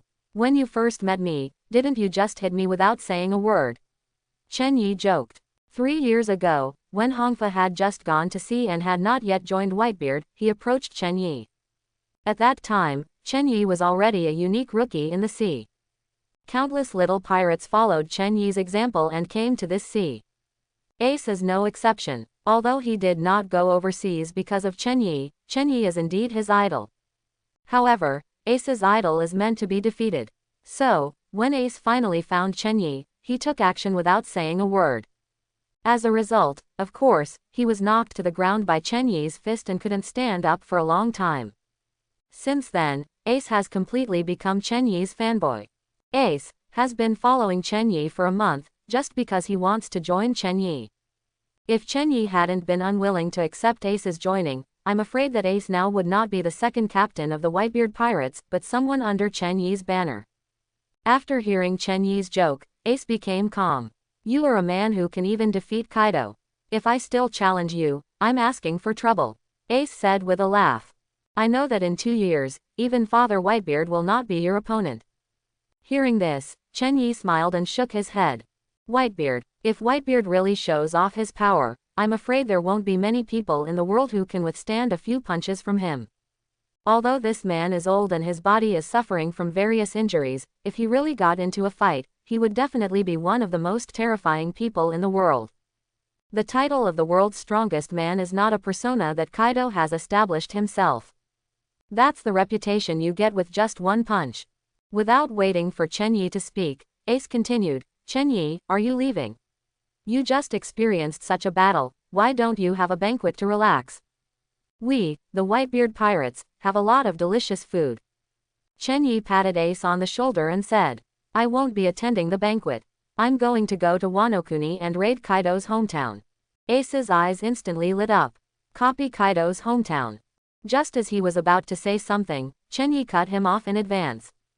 Don't worry, I won't take you with me, Chen Yi said with a smile. The expression on Ace's face stiffened, as if he had lost the joy of life. Chen Yi laughed. Koshiro, who was leaning on the mast on the other side of the deck, couldn't help laughing when he saw this scene. Every time I come into contact with Chen Yi, I get to know this man more deeply. He is like a treasure, possessing excellent qualities that you will never discover. Perhaps, it is because of people like this that the sea looks more lovely. Koshiro had a faint smile on his face. However, when he looked in the direction of Wano-kuni, the smile on his face gradually faded. Wano Kuni is his hometown. 51 years ago, his father, Kozaburo, escaped from Wano Kuni and settled in East Blue. A year later, he was born. Although he was born and raised in East Blue, he knows that his real hometown is Wano Kuni. 30 years ago, he swept across the first half of the Grand Line with the word, Wado, in hand, and was known as the world's greatest swordsman. During that period, there was no Hawkeye or Chen Yi. It was still the era when Roger Rayleigh and the others dominated the sea. And he was the world's greatest swordsman of that era. It's been 20 years. Wano Kuni, the last time I came to this sea, I didn't see you. This time, let me see what my hometown is like. Koshiro murmured to himself language. 20 years ago, when he was about to enter the second half of the Grand Line, something big happened that changed his entire life. Koshiro met the love of his life. From then on, there was no longer Koshiro on the Grand Line, only his legend. In this way, he returned to East Blue with the love of his life and opened a gym. A year later, Kuina was born, and Koshiro's wife died in childbirth. From now on, Kuina is Koshiro's only one. This is why Koshiro was so grateful after Chen Yi saved Kuina's life. Now that Kuina has grown up and started to explore the world on his own, it is time for him, Koshiro, to appear in this sea again. The target is Wano Kuni, his true hometown, a place where my father always talks about it, but never goes back. Koshiro looked in the direction of Chen Yi. At this time, Chen Yi was already saying goodbye to Ace. Ace, remember, don't be impulsive. Listen to Whitebeard. Ace was a little confused, but nodded anyway. How could he not listen to what Father Whitebeard said? As for what Chen Yi said about not being impulsive, how can you call doing something you want to do in your heart impulsive? Seeing Ace's reaction, Chen Yi smiled, knowing that he was talking nonsense. He could tell at a glance that Ace didn't understand what he was talking about. Okay, let's go back. It's time for me to leave. Chen Yi patted Ace's arm. Ace showed a bright smile. Chen Yi, I will come find you when I have time. The boat set sail again. Chen Yi stood on the bow deck and looked back. Whitebeard, also standing on the deck, stared in the direction of Chen Yi. Beside him, Ace and Marco were waving vigorously towards Chen Yi. Chen Yi's eyes stayed on Ace for a second, but finally said nothing. Everyone has his own destiny. Even though he has the potential to be the pirate king now, he can't change the fate of some people. A person's character is his destiny. If it were a hostile party, Chen Yi would probably kill the other party to end the problem. But as a friend and a partner, Chen Yi cannot change their personalities, nor can he force them to do anything. In this sea, what everyone pursues is nothing more than freedom. Feel free to do what you want to do according to what you want in your heart. Therefore, when Ace knows that Blackbeard killed his partner, he may still pursue him. This is Ace's character, Ace's fate. Chen Yi can't kill the current Blackbeard. In that case, the entire Whitebeard pirate group will turn against him in an instant. All he can do is intercept Blackbeard before Blackbeard gives the ace to Marine. In this way, he can preserve the Whitebeard pirates so that those who are following him now can have a safe haven in the future. Robin, Empress, Shirahoshi, Fujitora, Enel, Koshiro, Kuina, Zoro. There are many people who may follow his recent actions and fight with him. That is all the strength he has accumulated for himself over the past 10 years. Whitebeard, I hope I will have another chance to drink with you after I come back from this trip. Just when Chen Yi left the Whitebeard pirates and set out for Wano Kuni, Shanks, the red-haired man, arrives alone in the holy land of Mariajoy. The headquarters of the world government. The pinnacle of the Red Line. As one of the biggest pirate leaders on the sea, Red Hair climbed to the halls of the world government headquarters, and no one stopped him along the way. If other pirates saw it, they would be shocked and speechless. These two parties should be firmly opposed to each other, but they seemed so harmonious and friendly. Soon, the Red Hair walked into a huge palace. In the palace, 5 old men were sitting in their own seats. These 5 people can be said to be the 5 most powerful people in the entire world. Even more so than the power of the commander-in-chief of the entire world government. They are the supreme rulers of the world government and the pillars of the world government. Known as 5 elders, like the 5 stars that shine forever in the night, they control everything in this world. The 5 people looked at the red-haired man walking into the hall without the slightest hint of surprise. They already knew that the redhead was coming. In other words, the red hair has been here, more than once. When he reached the middle of the hall, the red-haired man stopped and looked at the 5 old men sitting in front of him. Although he was looking up, there was no inferior expression on Shank's face. It's a completely equal dialogue attitude. If Chen Yi is one of your people, ask him to stop his current plan. The red-haired man spoke. So strong. Even when facing the world's most powerful ruler, the red-haired man's attitude is still strong. Emperor of the Sea. I'm afraid there are other unknown identities. The 5 elders all frowned slightly, but none of them spoke. They still stared at the red-haired man below indifferently. Chen Yi knocked Kaido out of 4 emperor's seat, and the confusion caused by this in the sea is still controllable. I don't care whether this is your world government's plan or Chen Yi's own thing. If Chen Yi continues, things will develop in a direction that I cannot accept. The red-haired man didn't care about the 5 elders' reaction and said word by word. I will take action. After saying that, the red hair turned and walked out of the hall. Threaten. The red hair is a blatant threat to the supreme ruler of the world government. But until the red hair left the hall and disappeared from their sight, no one from the 5 elders spoke. I don't know how long it took, but the old man with a bald head and a sword finally spoke up. Chen Yi, have you seen the contents of several historical texts? 7 or 8 yuan, said the old man with the longest hair and beard among the 5. The original intention of establishing the CPU institution was correct. Another person spoke up. But, man, you made the wrong choice. A new voice said. There was silence again in the main hall. A few minutes later, a sigh came from the hall. The head is sharp, and the sharpness is too obvious. Just wait a little longer. Chen Yi and Koshiro have already arrived at Wano-kuni. Although he has been living in the sea for 15 years, this is the first time for Chen Yi to come to this place. Mr. Koshiro, come with me to meet someone first, Chen Yi said. Koshiro readily agreed. He was also curious about what kind of person Chen Yi was placed in Wano-kuni. From the Battle of Dressrosa, Koshiro could see that Chen Yi had countless arrangements on this sea. On the surface, it seems that he only has a few top-notch combat forces.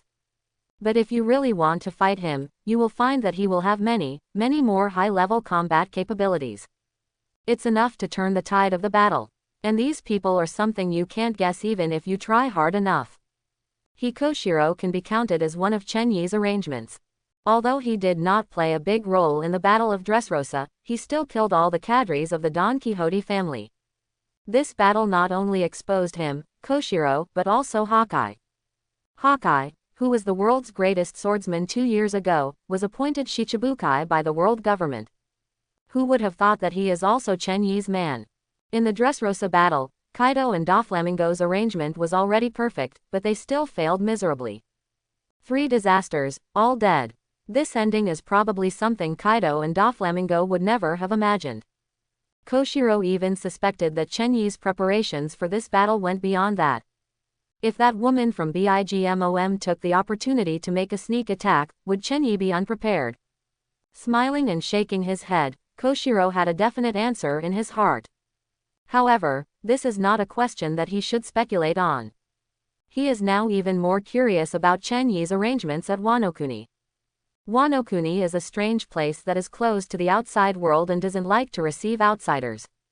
While walking, Chen Yi talked to Koshiro about Wano-kuni's situation. I won't join the world government either. Even marine battleships can't get in here. Everything here still retains its unique characteristics. Hearing this, Koshiro nodded and said, a culture that respects warriors. My father once told me something about Wano-kuni, but, for some reason, my father never came back to Wano-kuni. While talking, the 2 of them had arrived at a slightly desolate place. Tomb of Ryoma. The ancient swordsman of Wano-kuni, who once slayed a dragon, is where the tomb of Ryoma is located. Standing in front of the dragon horse tomb, Chen Yi stopped and said, 50 years ago, when your father left Wano-kuni, the ruler here was still Kazuki Oden. 20 years ago, Kaido and Orochi joined forces to kill Kazuki Oden. From now on, this is Kaido's base camp. Wano-kuni, his appearance has completely changed. Koshiro's eyes were a little complicated. He didn't know anything about these things. Part of his purpose of coming here now is to see if he can change some of Wano Kuni's current situation. Kaido, who has been defeated by Chenyi, dares to return to Wano Kuni. It is hard to say. The three disasters have all died. It can be said that Wano Kuni now is like an empty shell compared to when Kaido was here before. However, at this time, Chenyi spoke again. Wano Kuni's problem has nothing to do with me, and I will not interfere. If you need it, I can provide you with some intelligence help. Others, what you want to do, you can only rely on yourself. Koshiro smiled. He had never expected anything like this. Help Chenyi because Chenyi saved Kuina's life. Wano Kuni's matter itself is what he wants to do. I am very grateful to Mr. Chenyi for his help with some information. If it weren't for Mr. Chenyi, I'd be just a swordsman from East Blue, and I wouldn't even have the intention of returning to Wano Kuni, let alone being able to stand on this land. After finishing speaking, Koshiro knelt down and bowed to Chenyi's back. The highest courtesy from Wano Kuni. This bow is not just to thank Chenyi for repelling Kaido, bringing him to Wano Kuni, and providing some intelligence help for what he wants to do. And thanks to Chenyi for saving Kuina. This worship has been brewing in Koshiro's heart for 10 years. But Chenyi never answered. It wasn't until today that Chenyi accepted Koshiro's thanks calmly. Chenyi turned around, accepted Koshiro's bow, and immediately helped Koshiro up. It's just mutual success. At this time, Koshiro suddenly moved his eyes slightly and looked into the distance. There, a guy in samurai uniform was walking towards here step by step. Chenyi, I have done everything I promised you. The visitor stopped in front of Chenyi and said carelessly. There is something about him that is incompatible with Wano Kuni's style. That's his left hand. On his left hand is a hook made of gold. This person is none other than Clark Dahl, Sand Fruit ability user. 4 years ago, when Clarkdale was just about to make a move against Alabasta, he unfortunately met Chenyi. After being beaten up by Chenyi, Clarkdale, along with his Baroque studio, were packed up by Chenyi and sent to Wano Kuni. The current Clark Dahl is apparently a member of Kaido Beast's Pirates, but in fact he is a member of Chenyi.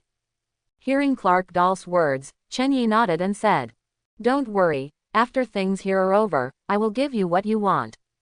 Sand Crocodile smiled and did not dwell on the issue. Chenyi, on the other hand, was a little surprised. After 4 years of not seeing each other, how come Sand Crocodile has become so much more honest? He defeated Sand Crocodile 4 years ago, and Sand Crocodile still looked arrogant. It wasn't until Chenyi beat him into a human shape that Sand Crocodile finally gave in. However, he also refused to join Chenyi. Being able to bring the Sand Crocodile to Wano Kuni was in line with the Sand Crocodile's own interests on the one hand, and on the other hand, Chenyi promised him that after the matter was over, he would tell him the information about Pluton. Anyway, Pluton told the Sand Crocodile in the red-haired hand that there was nothing he could do. For people like Sand Crocodile, it's easy to use. What Chenyi is wondering now is why, after 4 years of absence, Sand Crocodile's attitude towards him has become better. As if he knew what Chenyi was thinking, the Sand Crocodile sneered. You Chenyi almost killed Kaido, so what if I'm a little cowardly? This is normal. In one day, Kaido and Red Hair fought. In the end, Kaido fought hard to escape. Red Hair retreated after a fight. You are so strong and I don't want to mess with you, okay? Kaido didn't reply to Wano Kuni. Now Wano Kuni, no one can stop you. Sand Crocodile didn't want to get entangled in this matter and went directly to the topic. As expected, Chenyi nodded and said, As for the 2 swords you want, Yanmo and Tianyu Yuzan, I found Fei Che in Tiangu Mountain. Sand Crocodile said, According to your request, I did not touch him. The location is on this map. While talking, Sand Crocodile took out a map and handed it to Chenyi. Opening the map, a red dot was clearly visible, which was Fei Che's location. Wano Kuni's 2 strongest knives are in Fei Che's hands. Yanmo, and Tianyu Yuzan. These 2 knives are both Kazuki Oden's sabers. They are of high quality and can be said to be among the top 2 knives in the entire pirate world. One of the purposes of Chenyi coming to Wano Kuni is to try these 2 knives. If one of these 2 knives can withstand his strength, then his combat power will skyrocket based on the current level. Although the lightning sword formed by Enel is blessed with lightning ability, it is not a real sword after all. It does not play a big role in Chen Yi's kendo level. Only by finding a sword that is truly worthy of him can he display its true swordsmanship. The strongest swordsmanship in hundreds of years. The red dot on the map is Fei Chei's location, and the red circle is where Kaido usually is. Sand Crocodile added. The historical text of Kaido is probably hidden there. Don't worry, I won't snatch it from you. Chen Yi smiled. The sand crocodile now looks a bit cute. Okay, go ahead and do your work. If anything happens, just notify Robin. Chen Yi said. Sand crocodile nodded, turned and left. Let's go, Mr. Koshiro, let's go see how powerful these two swords are. Chen Yi said. Koshiro followed happily, and he was extremely curious about these two knives. The Yama among them is his father's masterpiece. IWC. BIGMOM Pirates. Seeing Kaido with one eye blind and one of his horns broken, BIGMOM almost laughed out loud while he was eating. Kaido's face turned dark. Doflamingo, who was standing next to Kaido, no longer had the strategizing smile on his face, but was now extremely gloomy. He already knew that the Don Quixote family, which he regarded as family, was all dead. Linlin, aren't you afraid of the wounds on your face opening when you smile so happily? Kaido said angrily. Hearing this, Charlotte Linlin smiled even more happily. That wound has healed long ago. The ant finally swallowed the food in her mouth. At this time, there were no traces of wounds on Auntie's face. It's as if Chen Yi didn't punch a hole in her face 2 years ago. Kaido's words did not affect Auntie's mood at all. She continued. It's you who was beaten like this by that guy Chen Yi.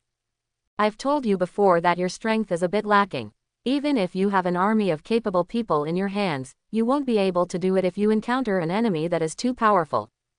BIGMOM's eyes were full of ridicule. Veins popped out on Kaido's head. Do you think everyone is a monster like you?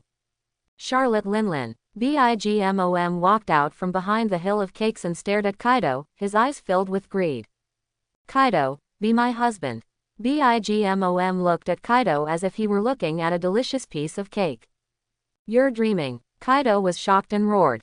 After so many years of friendship, he still doesn't know what Charlotte Linlin is thinking.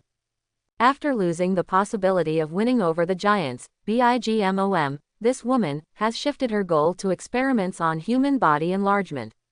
Not only that, BIGMOM also wants to marry men of various races so that his descendants can have all the bloodlines in the world. This is how her kingdoms were established.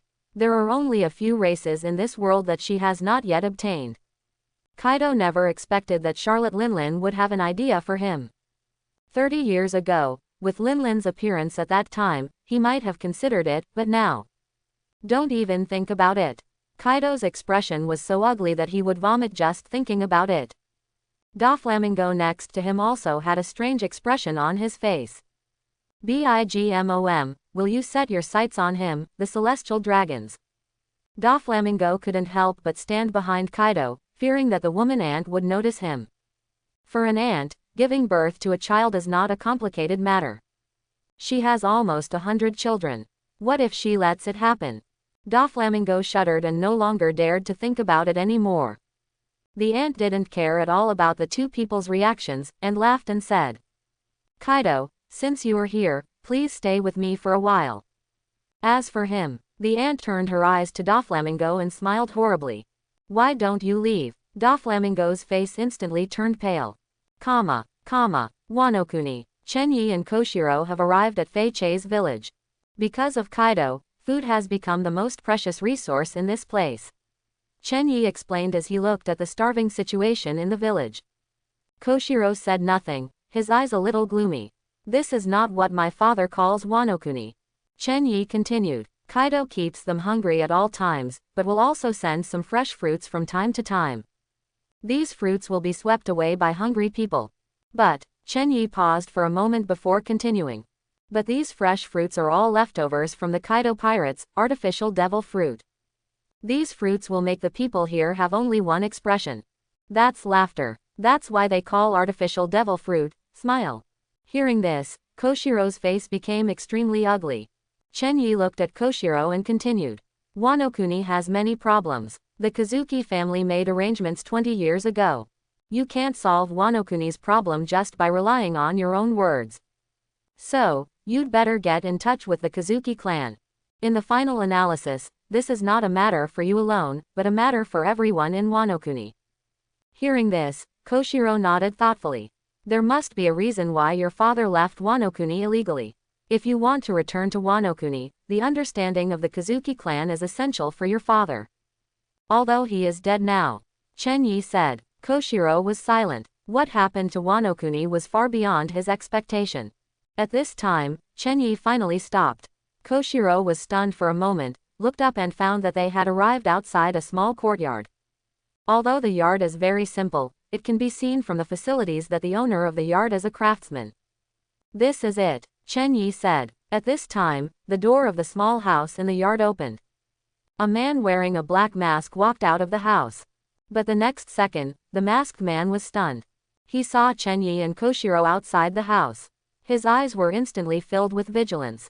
Otherwise, Chen Yi and Koshiro's costumes clearly indicate that they are not from Wano-kuni. Wano-kuni, outsiders are not welcome. Chen Yi could naturally see the vigilance in the masked man's eyes, and knew where the vigilance came from. Foreigners are just one aspect. In the hands of this man, there are 3 top-notch sharp knives from second-generation Guite, Yan Mo, and Tian Yu. Chen Yi smiled nonchalantly and said to the masked man, "Chen Yi, come to visit Master Fei Che." Koshiro also said immediately. "Koshiro, son of Kozaburo, comes to visit Master Hish." In the yard, the man's eyes under the mask suddenly opened wide. Please come in." Fei Che's voice was trembling. Chen Yi then pushed open the courtyard door and walked in. Fei Che invited the 2 of them into the house and poured water for them. However, during the whole process, he did not speak, but kept looking at Chen Yi and Koshiro in front of him. Of course he heard the name Chen Yi. There has been huge turmoil in Wano-kuni these 2 days. Everything stems from the man in front of me. Chen Yi. Kill 3 plagues and fight Kaido. Chen Yi almost single-handedly eliminated the top combat power of Kaido Beast's pirates. And Kaido, who was seriously injured, did not dare to return to Wano-kuni. For people like them who are devoted to the Kazuki clan, it can be said to be a great joy. It is not an exaggeration to regard Chen Yi as the biggest benefactor of the Kazuki family. Fei Che never expected that Chen Yi would already arrive at Wano-kuni only 2 days after the battle at Dressrosa. And he found himself accurately. The intelligence capabilities of the Sea Emperor are so terrifying. You must know that he has been anonymous for almost 20 years. As expected of the man who defeated Kaido, cold sweat was already flowing down Fei Che's face under the mask. Not only that, Fei Che's eyes turned to Koshiro. This person's identity is also extremely complicated. Son of Kozaburo. Kozaburo, the man who forged Yama, was the strongest swordsmith in Wano-kuni 50 years ago. Still a top warrior. It's a pity that what happened 50 years ago. Fei Che did not continue thinking. He looked at the 2 men in front of him, waiting for them to speak. At this time, Chen Yi drank all the tea in the cup. After seeing Fei Che's eyes finally calmed down, he spoke. "Master Fei Che, this time, I am here to see these 3 swords." As soon as he said these words, Fei Che's pupils narrowed instantly. Sure enough, Chen Yi came here just for the knife. Not only did he know that second-generation Kidetsu was with him, but he also confirmed that Yama and Tien Yuyuzan were also with him. What a scary man. Even in the whole Wano-kuni, only a few people knew about the 2 knives placed here by him. Chen Yi had never been to Wano-kuni, but he knew everything about this matter. In Fei Che's heart, Chen Yi's power and mystery deepened once again. However, Fei Che's heart was extremely entangled. These 3 swords, second-generation Kidetsu, belong to him, but Yanmo and Tien Yuyuzan, he just keeps it for them. Fei Che's expression kept changing and he didn't speak for a long time. Chen Yi was not in a hurry and poured himself some tea, waiting for Fei Che's answer. After 10 long minutes, Fei Che sighed deeply and seemed to have made a decision in his heart. He raised his head and said, "Mr. Chen Yi is Wano-kuni's great benefactor. If he wanted these 3 knives, I, Wano-kuni, should give them to me with both hands. But Yanmo and Tien Yuyuzan, I only keep them for you." If Mr. Chen Yi wants to take them away, he still has to see if he can get the approval of these two swords. Fei Chei's eyes finally became firm. If Chen Yi had this ability, so what if he took away Yan Mo and Tian Yu Yu's on? He, a swordsmith, is still alive. He will forge a better knife. Chen Yi was so kind to Wano-kuni that there was no problem in taking away these two knives. Hearing this, Chen Yi smiled and said, "Don't worry, Master Fei Chei. I'm not here to grab the sword. I just want to see if there is a sword in Wano-kuni that can withstand my strength."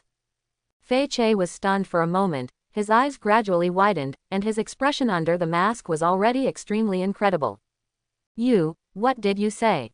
Fei Chei stuttered a little. "You said, you want to find a knife that can withstand your strength." As a top swordsmith, he is very aware of the relationship between the sword and the swordsman. A swordsman who is too powerful will naturally need a stronger and stronger sword to exert his full power. Otherwise, if the sword is too fragile, not only will it not be able to exert its abilities as a swordsman, it may also break during the battle, injuring the swordsman himself. However, most of this situation only occurs on ordinary swords. With Chen Yi's status, even the most powerful sword is within easy reach. Could it be that this doesn't satisfy his needs? Fei Chei looked at Chen Yi and wondered if he had heard wrong just now. Seeing this scene, Koshiro, who was sitting next to Chen Yi, smiled slightly and finally said, "Master Fei Chei, you heard me right. An ordinary sword cannot withstand the power of Mr. Chen Yi. A few years ago, Mr. Chen Yi could still make do with ordinary famous swords. But now, even a sharp knife won't work." Koshiro is telling the truth. A few years ago, Chen Yi borrowed the word, Wado, from him. But in just 2 years, Chen Yi had someone send the knife back. At that time, Koshiro knew that the word Hidao was not worthy of Chen Yi. Chen Yi's power has far exceeded the limit that Hidao Yiwen can bear. Seeing Fei Chei still looking unbelievable, Koshiro said slowly, 5 years ago, Mr. Chen Yi could no longer be satisfied with Hidao. Fei Chei's horrified chin hit the outside of the mask. Hidao Yiman, that was Mr. Kozaburo's masterpiece. Unable to bear Chen Yi's power. How strong are you? Fei Chei looked at Chen Yi and couldn't help but ask this question. Chen Yi smiled, put his fingers together with the sword, and pointed it to his side. A gap, almost invisible to the naked eye, appeared on the wall. The location where the gap appears is where Chen Yi pointed out. The fifth force is probably this strong, Chen Yi said with a smile. Outside the yard, from the entrance of Fei Chei's yard to the coastline, a bottomless ravine appeared. More than 10 miles long. If it weren't for the fact that beyond the coastline was the sea, the ravine created by the invisible sword energy would have stretched for dozens of miles. Fei Chei, who ran to the yard to check the situation of the sword, his eyes flew out of his mask, and his jaw completely hit the ground. So strong. Fei Chei, who returned to the house, had a completely different attitude towards Chen Yi. The man in Wano-kuni respects the most, a powerful swordsman. The Chen Yi in front of him is not only a person who has great kindness to Wano-kuni, but also a swordsman with unprecedented strength. Being able to see such a godlike figure, Fei Chei felt that even if he died now, he would not have any regrets.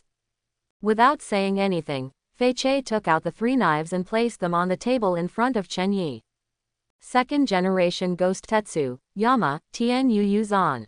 They all belong to the 21 skills of the Great Knife. For a man like Chen Yi, any knife in the world is the glory of this knife. It is also the glory of the original place of this knife. Even if Kazuki Oden himself were alive, he would make the same choice as he does now. The better the sword, the better it should be by the side of a strong swordsman. None of these 3 swords have evolved into black swords. This requires their master to soak them with armament hockey day and night. Yan Mo and Tian Yu Yuzan once followed Master Oden, but what happened to Master Oden must be very clear to you as a person. If these 2 swords could follow Lord Oden for a longer time, they might have evolved into black swords. That might be more to your liking, Fei Chei said with bright eyes. As for now, I'm not sure whether these 3 knives can withstand your power. But you can rest assured that after today, I will do my best to build you the most powerful sword in the world. Even if it costs my life, I will definitely do it. Fei Chei was very excited.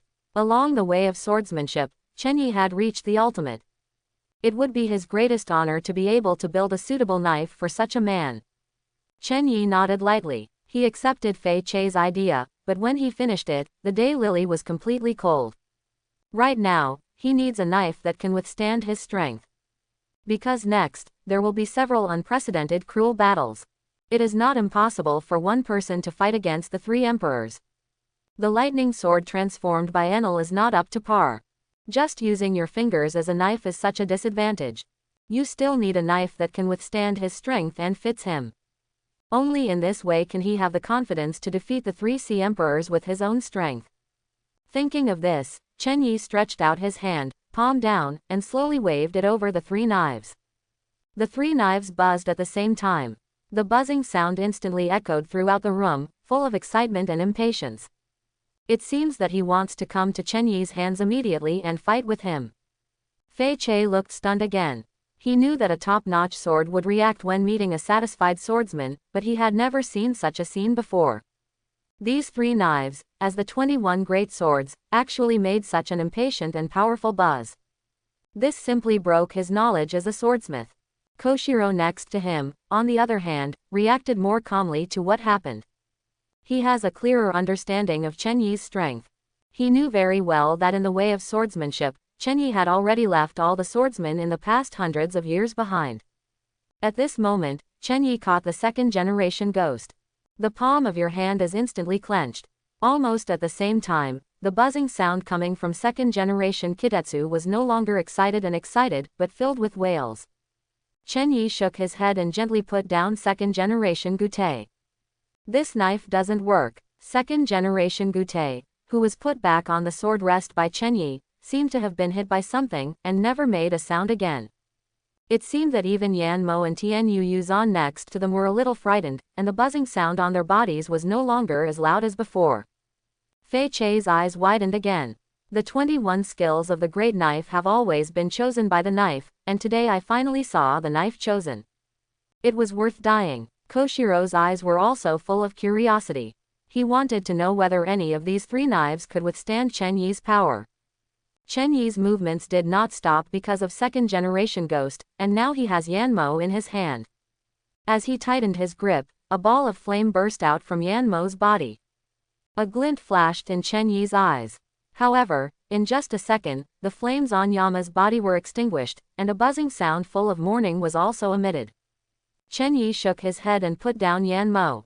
I have tried 2 of the 3 knives, but none of them can withstand his power. This made Chen Yi a little disappointed. These 2 are too far apart. Chen Yi's hand finally landed on the last Tianyuyu chop. Fei Chei's eyes instantly became tense. After staying above Tianyuyu Zan for less than a second, Chen Yi's hand finally grasped the knife. Time seemed to pause at this moment. Fei Chei and Koshiro in the room had completely focused their attention on Chen Yi and Tianyuyu Zan, leaning forward and motionless. Because when Chen Yi held Tianyuyu Zan, the knife was not like the previous 2 knives. Not only did it not make any sound, it also had almost no reaction.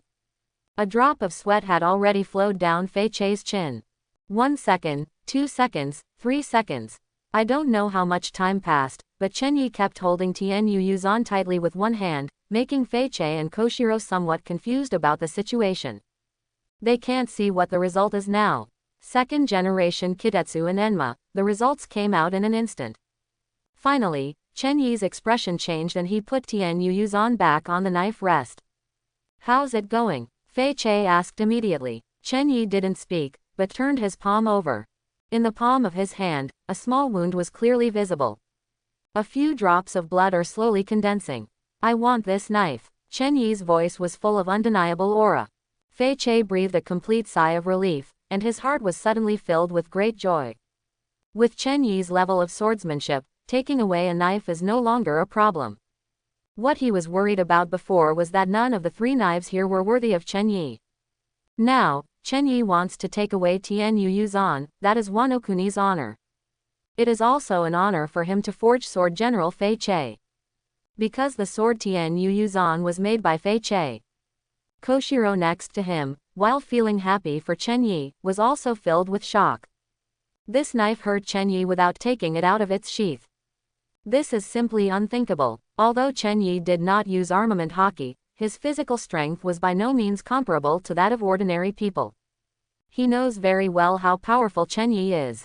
This knife is indeed something special for Chen Yi to take a fancy to. At this time, Chen Yi spoke. I will not take away Wanokuni's sword for nothing. I will provide Wanokuni's warriors with 10,000 weapons. Chen Yi said. I think this is what Wanokuni needs most now. Hearing this, Fei Che was stunned.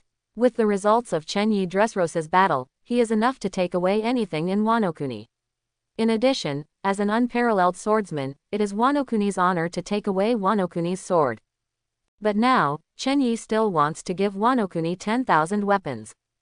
With these 10,000 weapons, the Kazuki clan and the people of Wanokuni have the capital to fight against the rest of the Kaido pirates. Fei Che's eyes were blurred by tears. The next moment, Fei Che knelt down to Chen Yi without hesitation. The gift of bowing to the ground.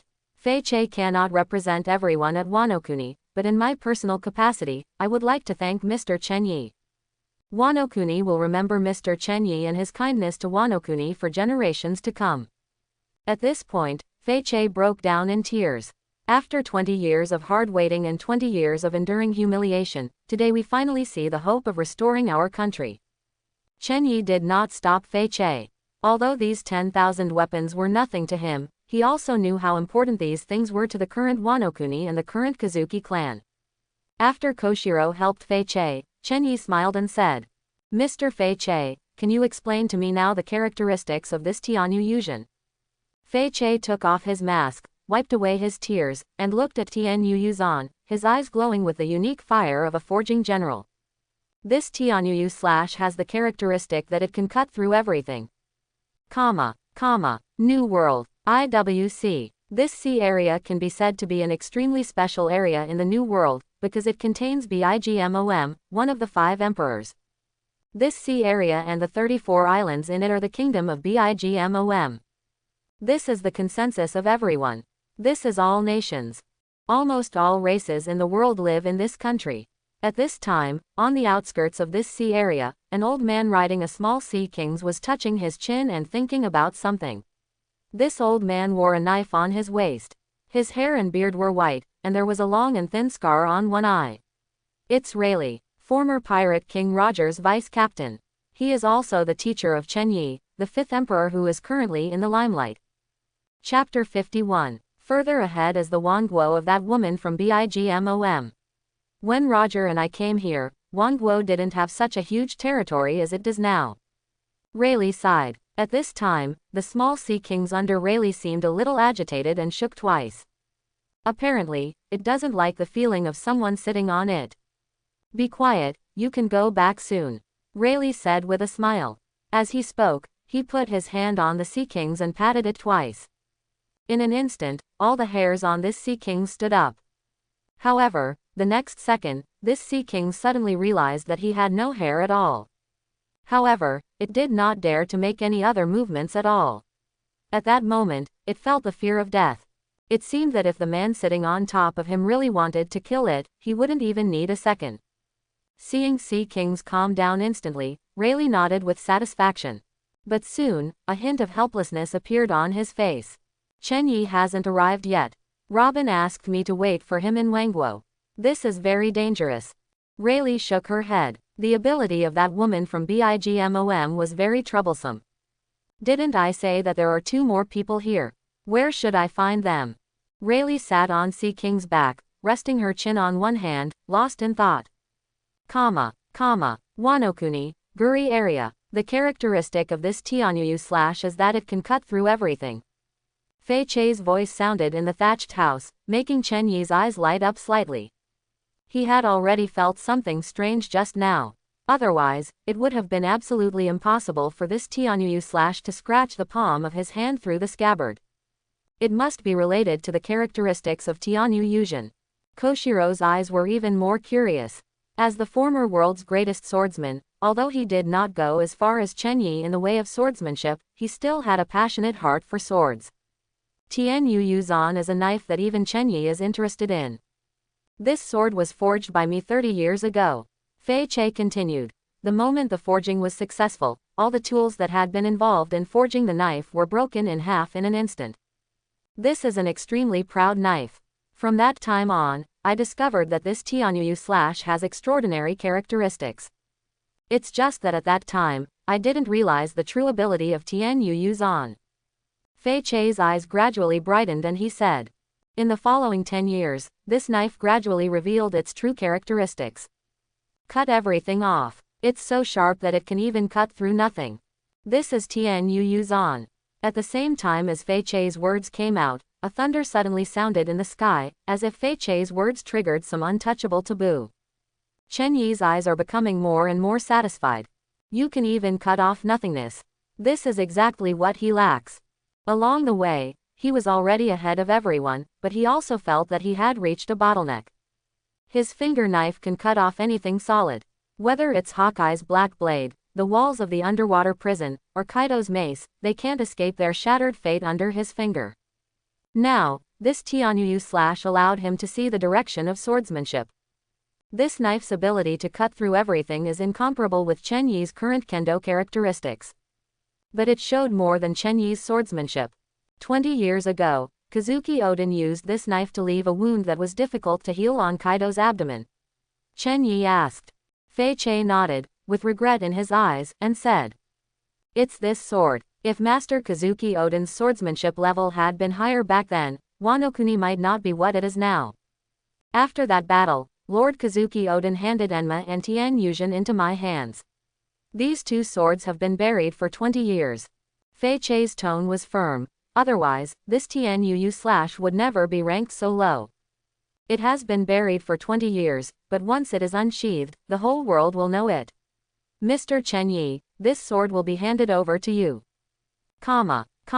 When Chen Yi walked on the land of Wano Kuni again, he had an extra knife on his waist compared to when he first came to Wano Kuni. Tianyuyu. This may be the most suitable knife for Chen Yi in the world so far.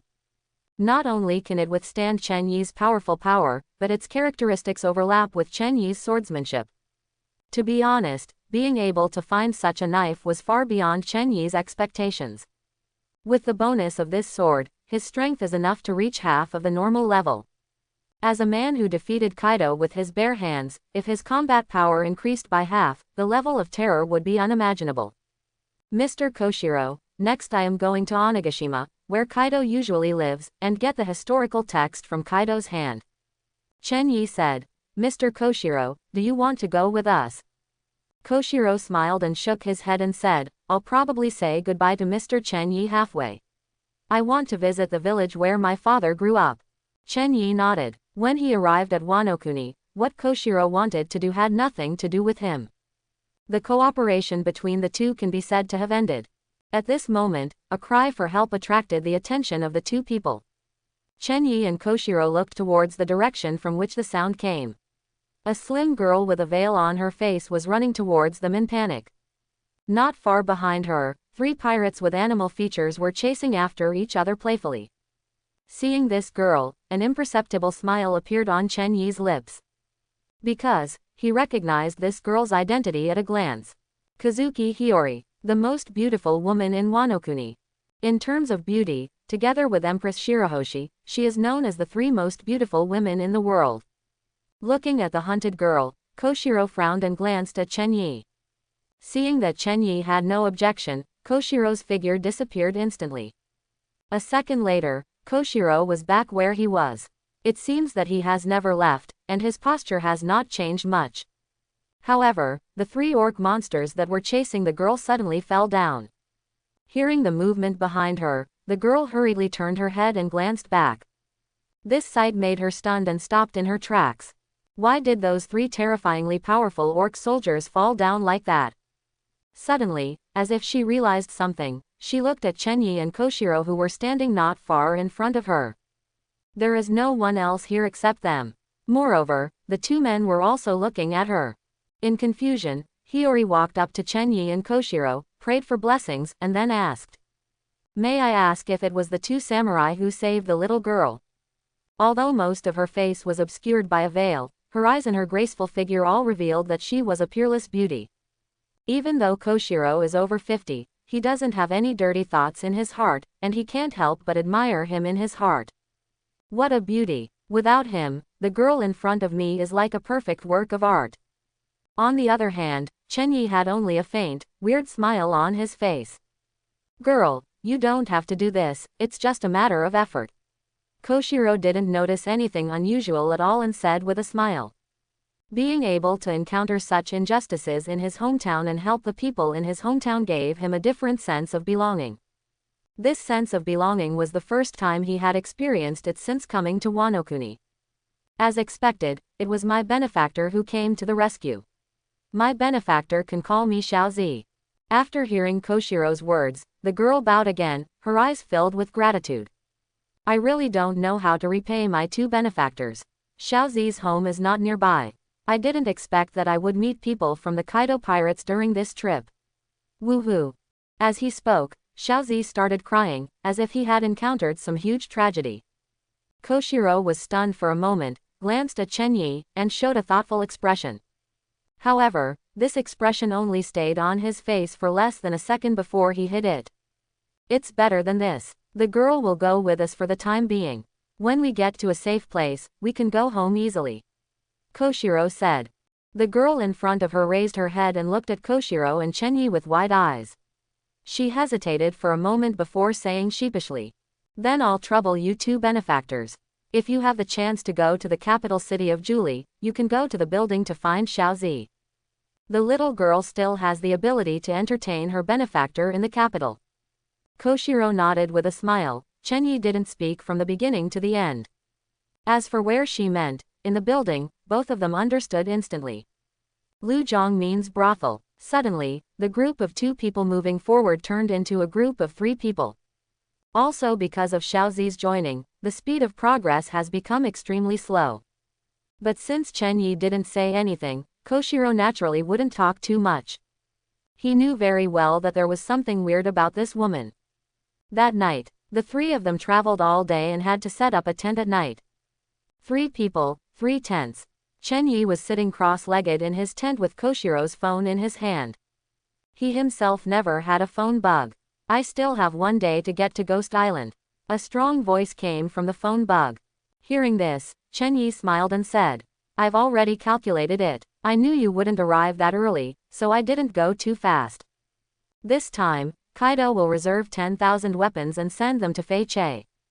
The man on the other end of the phone was silent for 2 seconds and said, No problem, but do you want to interfere with Wano-kuni's affairs? I'm not interested, just do it casually. Chenyi said. However, if you want to get involved with Wano-kuni and develop your revolutionary army here, now would be a good time, Dragon.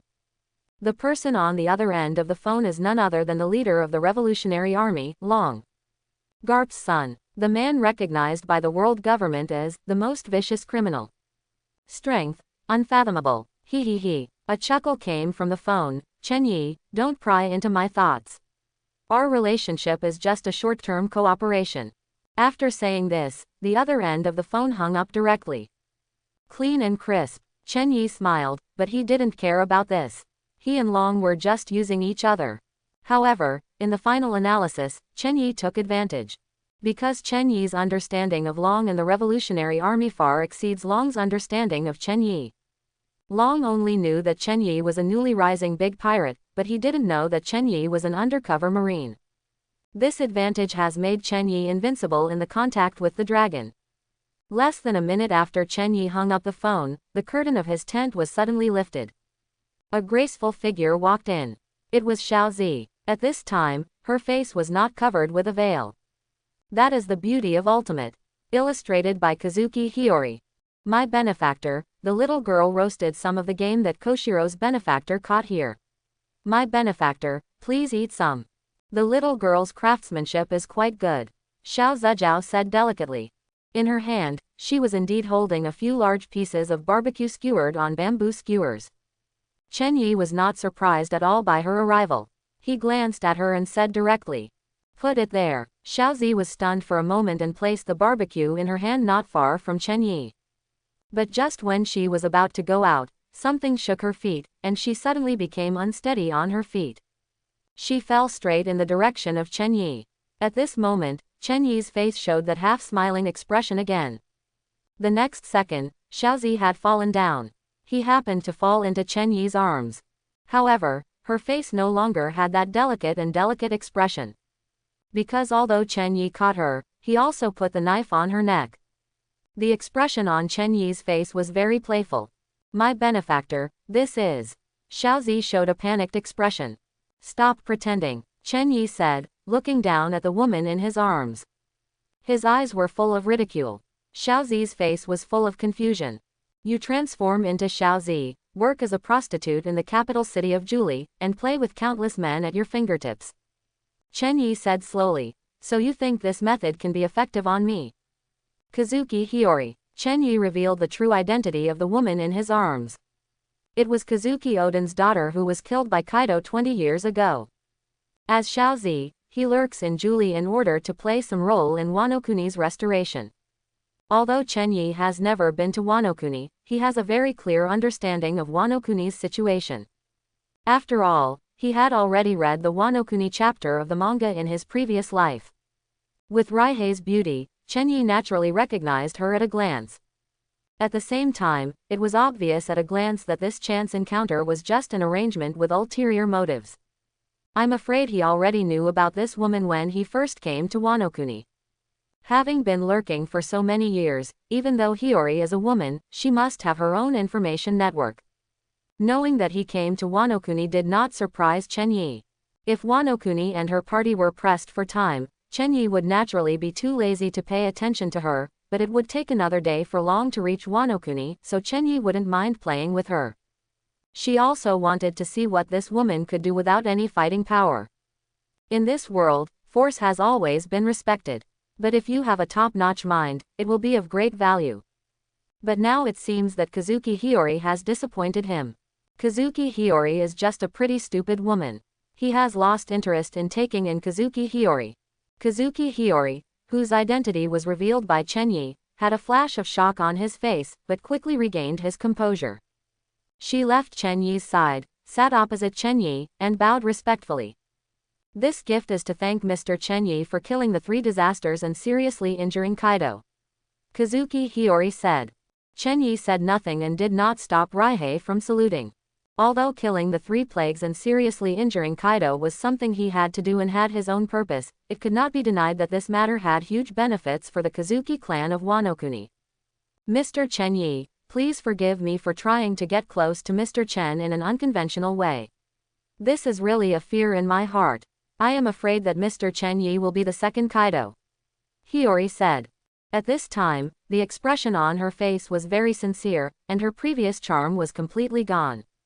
But even so, with her beautiful face, she still has a different kind of charm. Hearing this, Chen Yi smiled and said lightly, if I want to take over Wanokuni, even 10,000 of you can't stop me. Go out and leave before dawn tomorrow. If you don't do what I say, Chen Yi said slowly, I will kill you. At this moment, the temperature inside the tent dropped a few degrees. The unique domineering momentum of the Sea Emperor cannot be questioned by others. Kazuki Hiyori's face froze. She didn't expect that Chen Yi wouldn't even listen to her words. She is confident and still has some charm. Gritting his teeth, Kazuki Hiyori unbuttoned his clothes. If Mr. Chen Yi can help me restore the Kazuki clan to the country, I, Kazuki Hiyori, will be willing to serve Mr. Chen Yi for the rest of my life. Hiyori's expression was full of tears, as if she had been wronged a lot.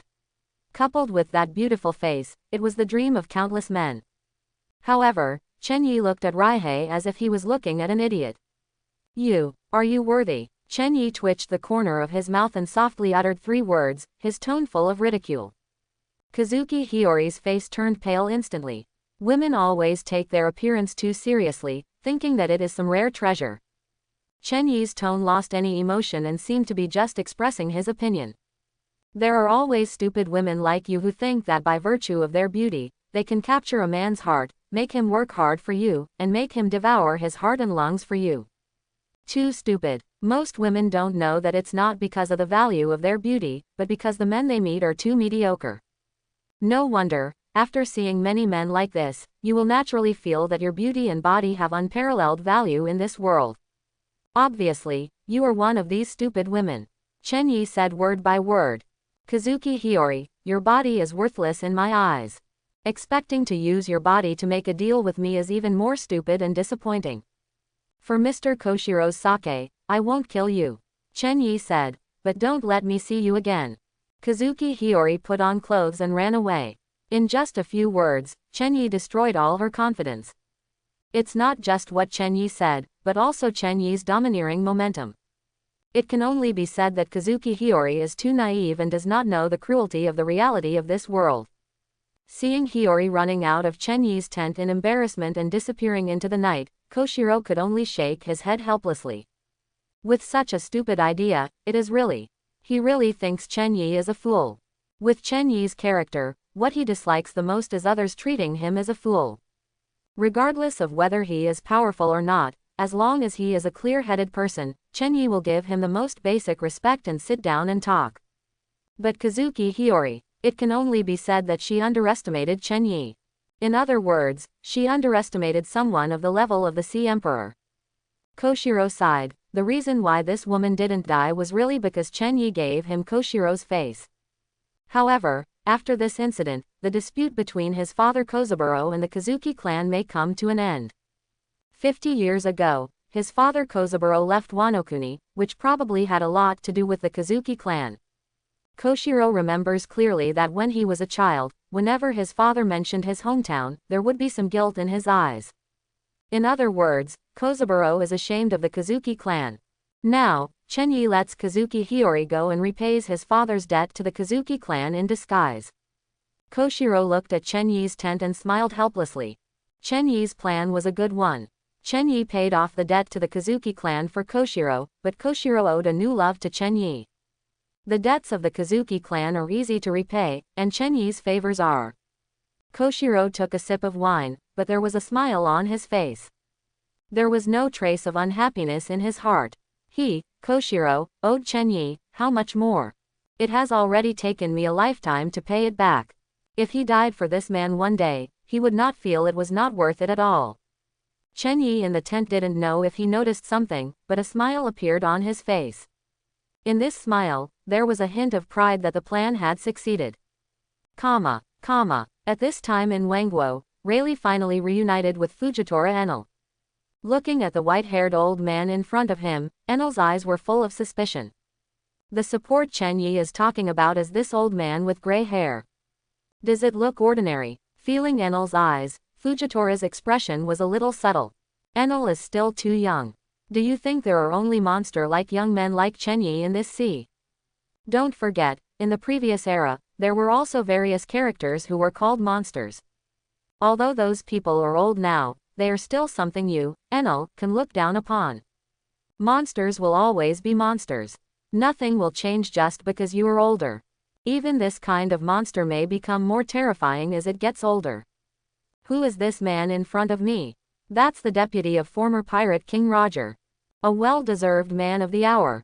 Even if you are a little older, it will still be no problem to beat you, Enel. But Fujitora didn't say anything. Enel's character is just like this. Before fighting Sengoku, he even thought he could beat Sengoku. I was almost beaten to a pulp by Sengoku in Impel Down. If Sengoku hadn't looked out for Chen Yi, Enel would probably be sitting in a cell in the underwater prison right now. At this time, Fujitora was even looking forward to Enel's reaction after seeing Rayleigh's true strength.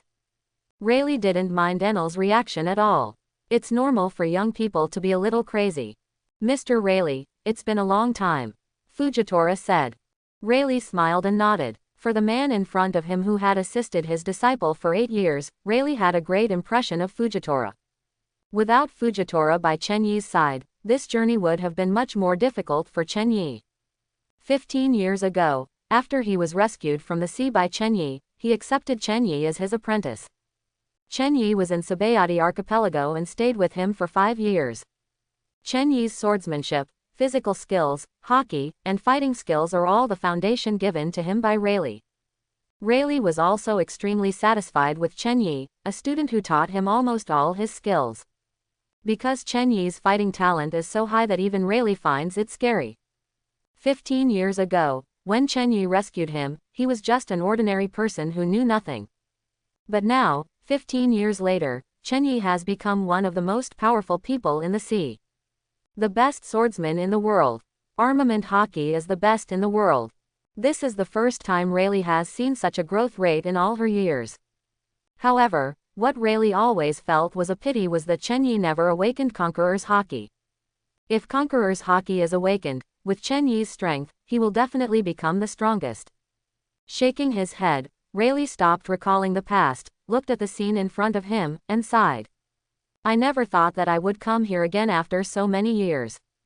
More than 20 years ago, he followed Roger and broke into Bigmom's territory and snatched a piece of road sign and historical text. At that time, Bigmom was far from the power it has now. Time has passed, more than 20 years have passed, Roger has died long ago, and Bigmom has become an emperor-level figure on the sea.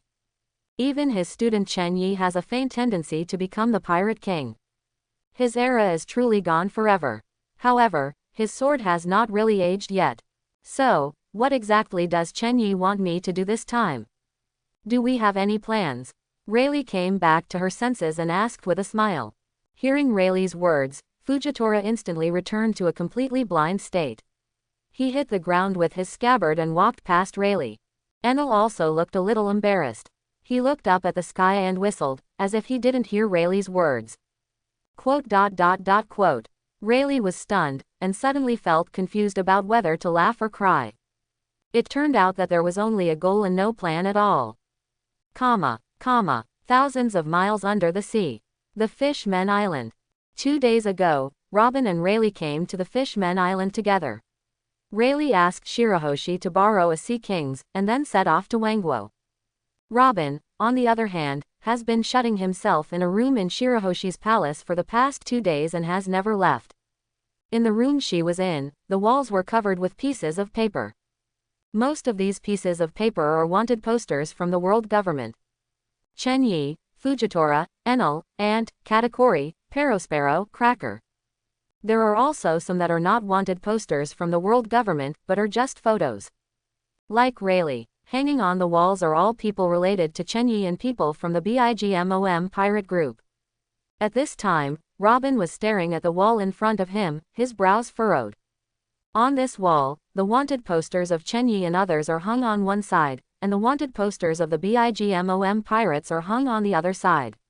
The wanted posters of all of them extend a line leading to the 3 names in the middle. Katakuri, Cracker, Jimyu's. Chen Yi's must-kill target. These 3 people are among all the nations.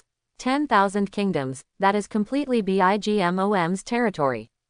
More than 90% of the strength of the Big Mom pirates are gathered in the sea area of Wangoku. Chen Yi and the others want to kill these 3 people in the Bigmom pirate group. The level of difficulty is simply not comparable to that of Dressrosa. The Dressrosa battle is just a competition between the 2 sides to see who can bring in more top-level combat power. But this time, what they have to face is Bigmom himself and the entire Bigmom pirate group. It's not just the Ant and the 3 desert generals. In the Bigmom pirate group, many people's fruit abilities are very difficult. As Chen Yi's intelligence chief, she has a difficult task. That is to contain the entire Big Mom pirates as much as possible, so that they can surround Fujitora Rayleigh and the others as late as possible. Otherwise, no matter how strong Fujitora and the others are, they will not be able to cope with the siege of so many ability users. Once Rayleigh and others are surrounded, it is not that simple to leave smoothly. It will definitely distract Chen Yi, who dares not to pay full attention to the battle between emperors. However, although this task is difficult for Robin, it is not without ideas. Although the situation of the Big Mom pirates is complicated, these people are also scattered on the islands of Wangwo. It will take time to link up and form a siege. This is where Robin comes in. However, even so, Robin has thought of countless plans in the past 2 days, but he has not been able to come up with one that satisfies him. At this moment, Robin's phone rang. Robin was stunned for a moment and answered the phone. A sunny voice came from the phone bug. Robin, Chen Yi wants me to work for him again. I'm really helpless. We have another chance to cooperate. Hearing this, the gloom on Robin's face disappeared, and a smile appeared on the corner of his mouth. This guy Chen Yi will really surprise people. Since then, in the 10,000 Kingdoms incident, Chen Yi has added another top-level combat force after Rayleigh. Robin looked at the information map on the wall in front of him again, his eyes already extremely bright. Wano-kuni. Chen Yi finally arrived at the place where Kaido usually lives. Ghost Island. A small island that looks like a devil's head when viewed from a distance. Koshiro, who had separated from him earlier, traveled to the hometown of his father Kozaburo. But Chen Yi knew that once something happened to him, Koshiro would definitely come to him as soon as possible. At this time, Ghost Island is still heavily guarded. Even if Kaido is no longer in charge here and there are no three disasters, it is still Kaido's base camp. The power of the guard cannot be underestimated. However, Chen Yi had no intention of breaking in. Instead, he lay on the boat and drifted slowly and casually near the Ghost Island. Not long after, the sound of fighting came from Onigashima. However, this sound disappeared in less than half an hour. Chen Yi smiled and then jumped from his boat to the Ghost Island. At this time, there were only two figures still standing on the Ghost Island. One is Chen Yi. The other one is a figure wearing a green cloak. This figure in a green cloak was carrying an unconscious pirate and searching for something on him. Sensing Chen Yi's arrival, the figure raised his head slightly, and his face was finally revealed. On his face, 3 red scars took up almost half of his face. It was the one who had a phone call with Chen Yi the day before, Long. Leader of the Revolutionary Army. The son of Marine hero Garp. The man called the most vicious criminal by the world government. It saves you trouble, Long said as he continued his actions. Chen Yi smiled slightly, did not speak, but directly passed the dragon's position and came to the gate of Onigashima Castle. The entire castle is made of sea stone. For demon fruit power, it is impossible to get in without a key. Similarly, for anyone, this castle is the most rock-solid defense. The strength of sea stone is undoubtedly the first in this world. I heard that you, Chen Yi, can crush sea stones with your bare hands. I don't know if it's true or not. Long turned around and asked. He couldn't find the key. Chen Yi still didn't speak, but he already held the knife in his hand with one hand. The next moment, an extremely fierce sword energy burst out from his body. The castle gate built with sea stone instantly broke into several pieces. Seeing this scene, Long's pupils shrank suddenly. Chen Yi becomes stronger again. His eyes instantly locked on the knife in Chen Yi's hand. He could see clearly that Chen Yi just now didn't even have his sword out of its sheath. In this way, you can easily break through the door made by sea stone. There was a little more fear in Long's eyes.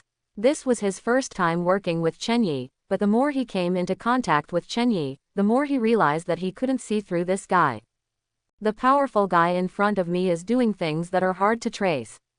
Very crazy. He is constantly provoking wars with other sea emperors. He had just fought with the red-haired Kaido a few days ago. Now the target has been set on Bigmom. The deal with Chen Yi is related to Chen Yi's battle with Bigmom. Long simply couldn't understand what Chen Yi wanted to do. However, this does not affect his transaction with Chen Yi. The text of history belongs to me, and I don't care about other things. You can make a rubbing of the historical text, but if you want to get a translated version, you have to pay more. Chen Yi said. There are also 10,000 weapons among them, which must be delivered to Wano-kuni Fei Che in my name. Hearing this, Long grinned and said, Don't worry, I'm not one of those world government guys who don't keep their word. Those 10,000 weapons are nothing to you and me. As for the translation of the historical text, I don't have to worry about it. Chen Yi's eyes flashed with surprise and he glanced at Long. He did not expect that there were people in the Revolutionary Army who could understand the text of history. Seeing Chen Yi's reaction, Long laughed loudly and said, It turns out there are things in this world that you Chen Yi don't know about. The first time Sabo mentioned you to me, I was really scared. Hearing this, Chen Yi laughed and shook his head. When he first met Sabo, he really relied on the information he knew from the comics to show off in front of Sabo. I didn't expect it would attract so much attention from Long. It's just that my ability is a little stronger. How can I know everything? After all, when Chen Yi traveled through his previous life, Oda had not finished drawing One Piece. Chen Yi was also very curious about many things. For example, what happened in the blank 100 years? For example, what is D's will? For example, the three major weapons in ancient times, their respective functions, and their current locations. It is precisely because of this curiosity that Chen Yi is so interested in historical texts. Now, excluding the historical text of Kaido that he was about to get, he had already seen most of the historical text. It is precisely because of this that he has answers to most of his questions about the pirate world. This is why Chen Yi now dares to fight against the emperor one after another. Among the four emperors, the only one he is really afraid of is Red Hair. Because when Chen Yi went to look for Pluton, one of the three ancient weapons, according to the information provided in the historical text, he found that Pluton had already been taken away. Among the four emperors at that time, the only one who had ever appeared in that place was Red Hair. In Kaido's residence, with the abilities of Chen Yi and Long, the historical text was quickly found here. However, the historical text in Kaido's hand is also a rubbing version, not the real historical text. But this is enough for Chen Yi and Long. The value of a historical text lies in its content, not in the square stone. I will do what I promised you. After getting a lot of resources and historical text, Long was obviously in a good mood. Although it is the first time to cooperate with Chen Yi, it seems that Chen Yi is still very reliable. The content in the historical text played an irreplaceable role in his overthrow of the world government. Compared with the resources obtained from Kaido, what Long valued more was the historical text. Chen Yi, are you interested in cooperating a few more times? I can help you eliminate threats to you on the sea, and you only need my help at the critical moment of attacking Mariajoy. Long said. Chen Yi smiled and did not answer. Attack Mariajoy, the holy land of world government headquarters. I'm afraid you have lost your mind. The world government has controlled the events of this world for 800 years. Without two brushes, it would have been overthrown long ago. There is no need to understand at all. Chen Yi can imagine that the number of cards world government has is definitely beyond everyone's expectations. The most important thing is that the world government controls Uranus, one of the three ancient weapons. Ancient weapon, only ancient weapon can fight. Obviously, there is no ancient weapon in the dragon's hands. Furthermore, Vegapunk has been studying Uranus for so many years and has been able to infinitely lower the threshold for using Uranus. In the original work, the world government's transformation of Bartholomew the Big Bear, one of the Shichibukai, used Uranus's ability. Otherwise, why can those pacifist robots based on Big Bear use the moves of Admiral Kizaru's Sparkling Fruit? Counting the time, world government's transformation of Bartholomew Kuma has probably already begun. Chen Yi doesn't think that such a world government can be overthrown with Long's revolutionary army. Although what world government does is not popular, what does it have to do with him, Chen Yi? Save the world. Stop it. He has no mercy for this world. At most, it's just some curiosity. What he wants more is to complete the task quickly, retire early, and live the comfortable life he longs for. Correct. Chen Yi turned around to leave, hesitated for a moment, and then said, "Let me remind you, how long has it been since you last contacted Bartholomew Bear? What a pity for this man." Hearing Chen Yi's words, Long's brows immediately frowned. Bartholomew the Big Bear, something happened to him. Long's face looked a little ugly.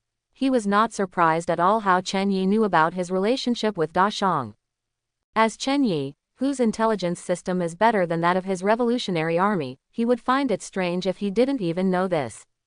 What worries him is what Chen Yi said. Big Bear, that was his dead partner. He was also the undercover agent he sent to Marine.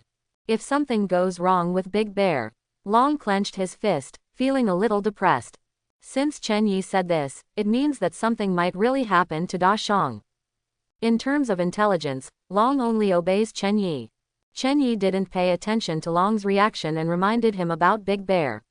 It's just that Chen Yi felt that it would be a pity for Big Bear to be transformed by the world government. This man, if given the chance, he really wanted to make friends with. Unfortunately, it seems that it is too late now. Chen Yi shook his head and prepared to leave. He has obtained the historical text and a satisfactory knife, but Wano Kuni has nothing that interests him anymore. He still has to kill the 3 desert generals. Let's go. If Kaido comes back and you're still here, beat him up for me. He must have told others my secret. Hearing this, a strange color flashed in Long's eyes. Chen Yi's secret, that is probably one of the biggest secrets in the world. Looking at Chen Yi's background, Long asked, "Aren't you afraid that I will ask Kaido for your secret?" Hearing this, Chen Yi couldn't help but sneer. There was undisguised ridicule in this sneer. "Do you have the strength to kill that guy Kaido?" Chen Yi said. "Don't even think about it if you don't have it. Don't think that because Kaido fell into my hands once, you start to underestimate him." Long was stunned for a moment, smiled and shook his head without making any excuses. But there was a bit more eagerness in his eyes. Chen Yi walked out of the gate of Kaido Palace, and when he was about to disappear, he suddenly turned around and showed a smile to the dragon. From this smiling face, Long didn't see Chen Yi's smile at all. "You're smiling but you're not smiling. If you have delayed my affairs because you failed to fulfill your promise to me," Chen Yi said slowly, "I will send you back to the Celestial Dragons and let you continue to be the slave of the Celestial Dragons. The Fish-Men Island. Robin locked himself in the room for 3 days. The drawings, various information and lines on the wall have become much more complicated than before. It is obvious that in this short period of time, Robin has made more and more detailed calculations for the upcoming battle. On the drawing, the biggest difference from the previous 2 days is that Chen Yi has added a new person. Even Robin, who only found out after receiving the call yesterday, would appear in the 10,000 kingdoms and participate in killing the 3 desert generals. It has to be said that Chen Yi always surprises people in terms of mobilizing the top combat power in the sea. At this time, Robin's mental state was much better than before. Apparently, she already had a plan that pleased her.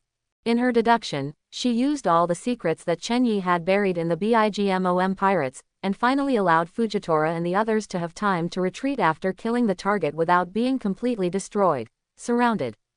Now, this plan has been conveyed to Every and Z. Of course, this does not include Rayleigh. The tasks and operations of several of Rayleigh's top combat forces are directly commanded by Chen Yi and do not fall within the scope of her work this time. At this time, a huge figure appeared at the door of the room where Robin was. Compared with Robin, this figure looks a bit huge. The most special thing is that she does not have legs, but has a beautiful fish-man tail. It was Shirahoshi, the princess of the Fish-Men Island. One of the 3 top stunning beauties in the world. He is also one of the core members of Chen Yi's team. At this time, Shirahoshi looked a little sad, and he was obviously worried about the upcoming battle. If Chen Yi hadn't strictly prohibited her from using her abilities, this battle might have been much easier for everyone. "Robin, eat something," Shirahoshi said weakly. "You haven't eaten all day." After hearing this, Robin was stunned for a moment before he noticed the hunger in his stomach. "Yeah, but things are finally almost ready," Robin said. "As soon as Chen Yi arrives in Wangguo, everything can begin." After analysis, Bigmom is indeed a big problem. No one can contain her except Chen Yi. Shirahoshi nodded, looking a little frustrated. Robin, if I command the Sea Kings to go to all nations, will it?" Shirahoshi hesitated for a moment, then mustered up the courage to speak. Robin immediately shook his head and comforted softly. Since Chen Yi said there is no need, there must be a reason. This reason may be that he would rather not win in a battle with Bigmom, but he must persist. So, we just have to listen to him. As he spoke, Robin stood on tiptoes, stretched out his arms, and touched Shirahoshi's head. As the only person who can understand the text of history, she naturally knows why Chen Yi doesn't let Shirahoshi use her ability. Because, once Shirahoshi's ability is known, there will be endless troubles waiting for Shirahoshi and Chen Yi. Shirahoshi is one of the 3 ancient weapons, Poseidon. That is the treasure that everyone wants to take for themselves. Because she can control the Sea Kings around the world. Therefore, Robin can understand why Chen Yi will never let Shirahoshi participate in the battle no matter how difficult the situation is. That would bring disaster to Shirahoshi. And they, Shirahoshi's friends, will never end well. Hearing Robin's words, Shirahoshi nodded and felt better. Her thoughts are not as complicated as Robin's. Shirahoshi just thinks that no matter what the situation, just do what Chen Yi said and it will be fine. Then it will definitely help Chen Yi and not cause any trouble to Chen Yi. Seeing the smile on Shirahoshi's face, Robin felt more relaxed. But at this moment, the phone bug in Robin's pocket rang. Robin's expression remained normal, but his hand movements were extremely quick as he took the phone bug out of his pocket. This phone bug is a special phone bug assigned to the person next to BIGMOM to report the details of BIGMOM's daily activities. In the past 2 days, the level of this phone bug has been raised to the highest level. It is required that every detail of BIGMOM's movements monitored must be reported. Although some situations cannot be reported in the most timely manner, it is enough for Robin to analyze Big Mom's character and logic, and to understand the recent trends of the Big Mom pirates. After the phone was connected, a strange male voice came from inside. Kaido left the 10,000 Kingdoms. But before leaving Wangguo, he had a secret conversation with BIGMOM that lasted for an hour. The chef sent 4 snacks to the room where they had a secret conversation.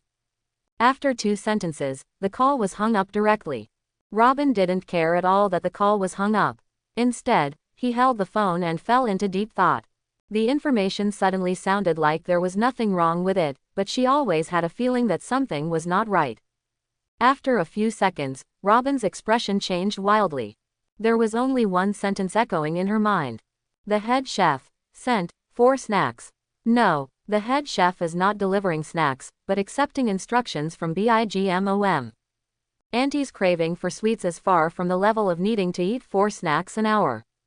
There is no way the head chef can deliver desserts to BIGMOM 4 times an hour. It's BIGMOM. It was BIGMOM who called the chef in 4 times in this 1 hour. It was she who conveyed 4 instructions to the chef during an hour of secret conversation with Kaido. According to the information, Chef Longbread is the man who founded the Big Mom Pirates together with BIGMOM. Although this man is usually inconspicuous, he is the one who has been with Auntie the longest. The order that BIGMOM conveyed directly to him must be extraordinary. Robin took a deep breath, his heart beating like a war drum. These actions of the ant are so abnormal. Still at this critical time. What on earth did Kaido say to Auntie that caused Auntie's reaction one after another? Robin couldn't guess the content of the secret conversation between Kaido and Auntie, but he had already realized that these reactions might be related to Chen Yi. A thin layer of cold sweat broke out on Robin's forehead. If this is really the case, Fujitora and the others may be discovered. Chen Yi, but he just left Wano-kuni. If a war started now, the monster BIGMOM would be unstoppable, and with so many fruit-powered users. Fujitora and the others are in danger. All plans were completely disrupted. All nations, Cake Island. Cake Island, as the center of all nations, is where BIGMOM is located. BIGMOM's castle is deep in Cake Island. For intruders, this is probably the most dangerous area. However, these 3 guys, Rayleigh, Fujitora, and Enel, are on this island at this time. 3 people were sitting in a cake shop, and everyone was eating the cake in front of them. Enel even had tears in his eyes. Growing up on Sky Island, he had never tasted such delicious food in the first 30 years of his life. Fujitora and Rayleigh were naturally not polite. Judging from their looks, they seemed not to care about the upcoming battle at all. The 3 of them ate very quickly, and within a short time their bellies were all bulging. Hey, does BIGMOM eat this kind of thing every day? Isn't it so happy? Enel muttered. I really want to stay here and eat delicious food like this every day. Hearing this, Fujitora chuckled and said, if you stay in Wangguo, you have to submit your life force to Auntie regularly. Enel rolled his eyes and said, what I mean is, if we kill that guy Auntie and occupy this place, we can enjoy this delicious food forever. Enel's face showed that confident smile again. Hearing this, Rayleigh couldn't help but look at Enel, a little curious. How did such an arrogant young man grow up to be so big? He's really lucky that he hasn't been beaten to death yet. Of course Rayleigh didn't know that Enel had never been to the sea in the first 30 years of his life. Just being his little emperor on Sky Island. At this time, Fujitora spoke and finally changed the topic to business. By the way, the 3 desert generals we are targeting this time are stationed on different islands. Chen Yi means to kill them cleanly and quickly, and then retreat quickly. Don't linger here for too long. Fujitora took out 3 wanted notices from his arms, which were issued by the world government for the 3 desert generals. Katakuri has a bounty of 1,050 million belly. Jimu's, the bounty is 930 million belly. Cracker, with a bounty of 860 million belly. These 3 people are the 3 most popular desserts. Among the BIGMOM pirates, they are the top combat power next to Big Mom. Originally, there were still 4 desert heroes, but 8 years ago, the other one was killed by Chenyi and Momoshiki. That was also the first time Chenyi had a grudge against his aunt. Let's divide the points, and then each find their own goals. When Chenyi is in place, start. Fujitora said. Enel glanced at the wanted poster in Fujitora's hand, and a trace of contempt flashed in his eyes. The largest bounty is only over 1 billion, does it need to be so troublesome? Wouldn't it be easier to lure them all here and throw them away in one pot? Rayleigh nodded in agreement. This matter was not that troublesome in the first place. The only tricky thing is BIGMOM. Her ability is too troublesome. Even Roger back then was a little reluctant to face off against BIGMOM. Fortunately, this time BIGMOM has Chenyi to restrain him. But if we are surrounded by the BIGMOM pirates, we will be in trouble. Fujitora's face was already darkening at this time. Even if you are strong, you can't act like this. This is the entire BIGMOM pirate group. We are at BIGMOM's base camp, which is different from the battle with Dressrosa. As Chenyi's deputy, Fujitora must consider not letting things fall into the worst possible situation. Raid, kill the target, and retreat is the most suitable plan for this operation. Everyone, Fujitora spoke slowly, trying to convince the 2 people in front of him. We still do what I just said. However, before Fujitora could finish his words, he was interrupted by the phone ringing. Fujitora shut up and took out the phone bug. When the phone rang, there was only one possibility, and that was Robin contacting him. When Robin, the intelligence chief, called him, it must be because of something extremely important. Just as Fujitora, Rayleigh, Enel and the other 3 were discussing their actions in the cake shop, a figure stood on the top of a tall building not far away. This figure was wearing a one-piece windbreaker and a candy hat. He had a slender figure and a long nose that stood out under the hat. In his hand, he held a candy cane. It was Perospero, BIGMOM's eldest son. At this time, Perospero stood on the top of the tall building, looking at the cake shop where Rayleigh and the others were, with extremely gloomy eyes. Most of his face, which was covered by the hat, was twitching uncontrollably. Obviously, his psychological pressure at this time was extremely huge. Rayleigh, Fujitora, Enel, Chenyi's top combat forces have all sneaked into Cake Island. There is also Rayleigh, the former deputy of Roger the Pirate King. If the chef hadn't reminded him to investigate carefully an hour ago, they might not have discovered it by now. You guys just fought Kaido 2 days ago.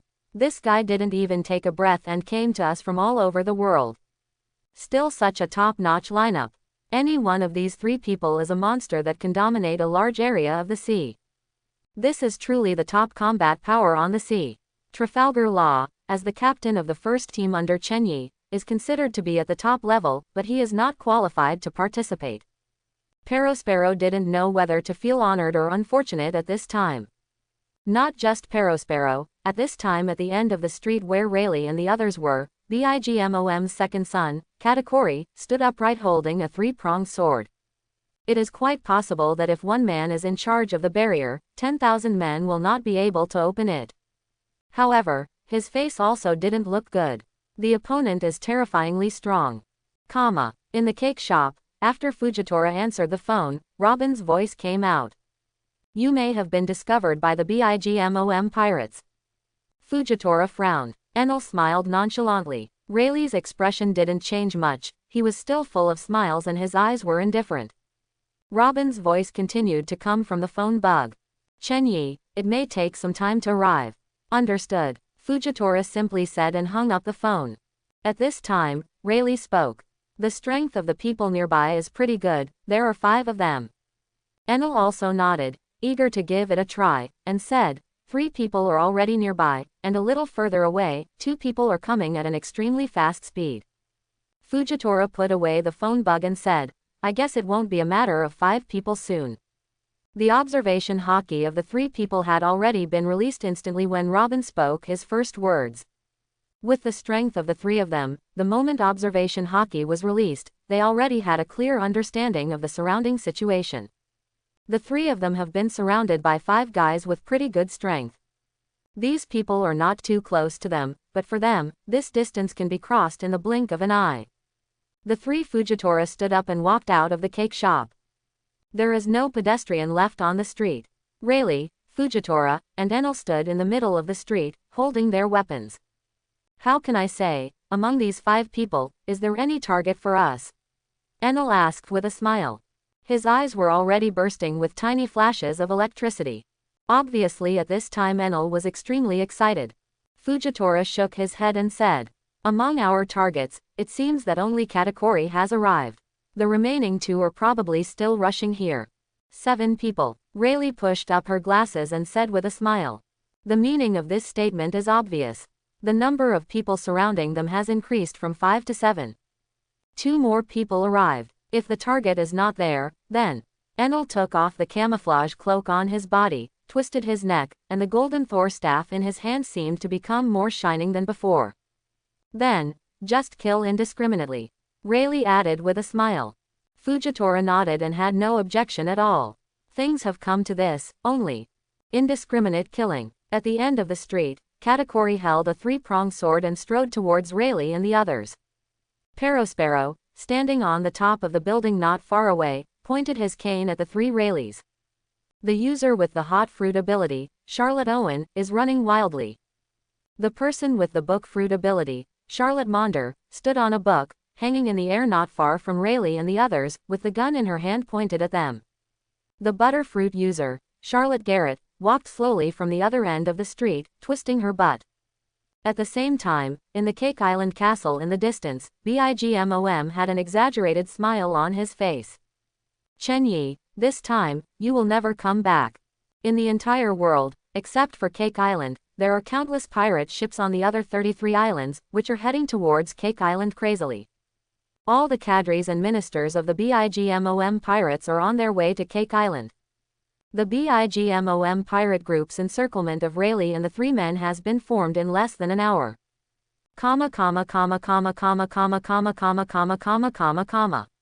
It will be put on the shelves next, so I want to chat with you all. This is not the first time that the author has written a pirate book. At least updates are guaranteed. I also like the anime One Piece very much. Maybe some settings will involve some changes that need to be made, but the author is such an idiot and made mistakes. It will not be committed. The inspiration for this book was when I was chatting with a friend of the author, who mentioned the story of infernal affairs in One Piece. At that time, my friend asked me to write, but I found it difficult, so I refused. Because this story is really difficult to navigate.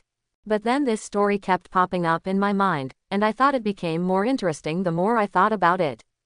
So after 2 months of planning, I put aside all other inspirations and started writing. There is now this book.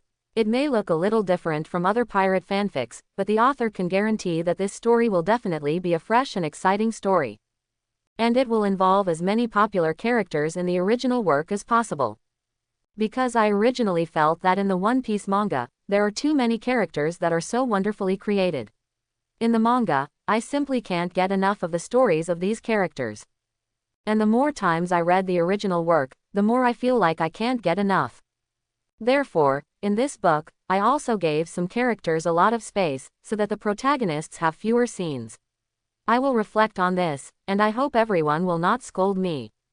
As for the various mysteries in One Piece, I also integrated my guesses about these mysteries into the story, such as Dee's will, such as the 3 ancient weapons, such as the red-haired identity, such as the straw hat at the world government headquarters. It may be different from everyone's understanding and guessing. Everyone is welcome to discuss it in the comment area. The above are some of my feelings about this book from scratch to now. I will work hard to complete this book and write a wonderful, unique, and complete story. I also hope to get everyone's support and love. Hold your fist. Cake Island, Central Street. The 3 Rayleighs stood swaggering in the middle of the street, facing enemies from all directions, but there was no fear on their faces. Enel's excitement, Fujitora's calmness, Rayleigh's indifference. It was in complete contrast to the tension and depression on the faces of the BIGMOM pirate group ministers who surrounded them. I want 3, and you two can divide the rest, Enel said with a smile. At this time, a large amount of dark clouds had gathered in the sky, almost covering the entire Cake Island. This is Enel's excitement. After arriving at the sea, he discovered that changes in his mood could cause small-scale weather changes on the sea. An excited state is more conducive to his performance.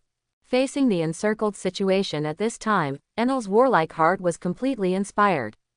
Hearing this, Rayleigh smiled softly and said, "It's up to you, but if everyone on my side is killed, I'll start robbing you." Rayleigh's fighting spirit was completely aroused. He felt like he was young again. "Do it," Fujitora said in a deep voice. Almost as soon as Fujitora's voice appeared, the figures of Enel and Rayleigh disappeared at the same time. At the same time, with a burst of lightning, Enel's figure appeared not far behind Katakuri. He had already stretched out his palm and pointed it at Katakuri. This is the first goal he chose. Katakuri's brows instantly furrowed. He couldn't see anything, but his figure had already advanced several meters in an instant. The next moment, from Enel's palm, an extremely huge lightning beam penetrated horizontally through the top of the Cake Island. Wherever the lightning beam passed, all the buildings were instantly destroyed. Seeing this scene, everyone in the BIGMOM pirate group broke into a cold sweat. This guy's destructive power is too strong. However, Enel's attack was still dodged by Katakuri. Enel was not surprised at all that Katakuri was able to dodge his attack. Instead, he became even more excited.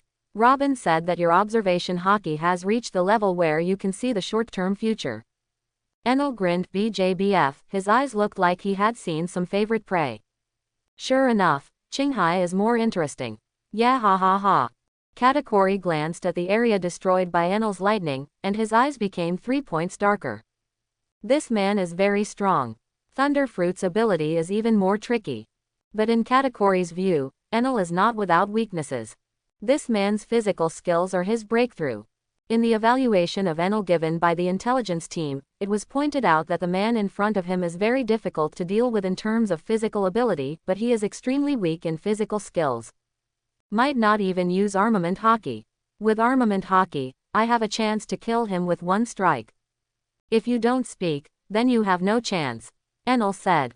As he spoke, Enel waved the thunder staff in his hand and swept it from the 3 Magatama drums behind him. The 3 Magatama drums immediately erupted into a burst of thunder. Brontosaurus. On the 3 Magatama drums, a giant dragon made of thunder and lightning raised its head. The next moment, the thunder dragon threw towards Katakuri. The thunder dragon was extremely fast, and in almost an instant, it was in front of Katakuri. However, observation hockey has reached Katakuri, where he can briefly foresee the future, but has no intention of evading. His arms have become extremely huge. As a Nuo fruit user, he can also change the shape of his body just like Luffy's rubber fruit. The moment the Thunder Dragon arrived in front of him, Katakuri's huge right arm was instantly covered with Tokong Black. Armament Hockey, the nemesis of Logia Devil Fruit. The next moment, Katakuri raised his fist and slammed it at the Brontosaurus in front of him. Boom! There was an extremely huge roar, and along with the loud thunder, the head of the Thunder Dragon condensed by Enel had been shattered by Katakuri's 10 punches. Not only that, Katakuri rushed straight in the direction of Enel.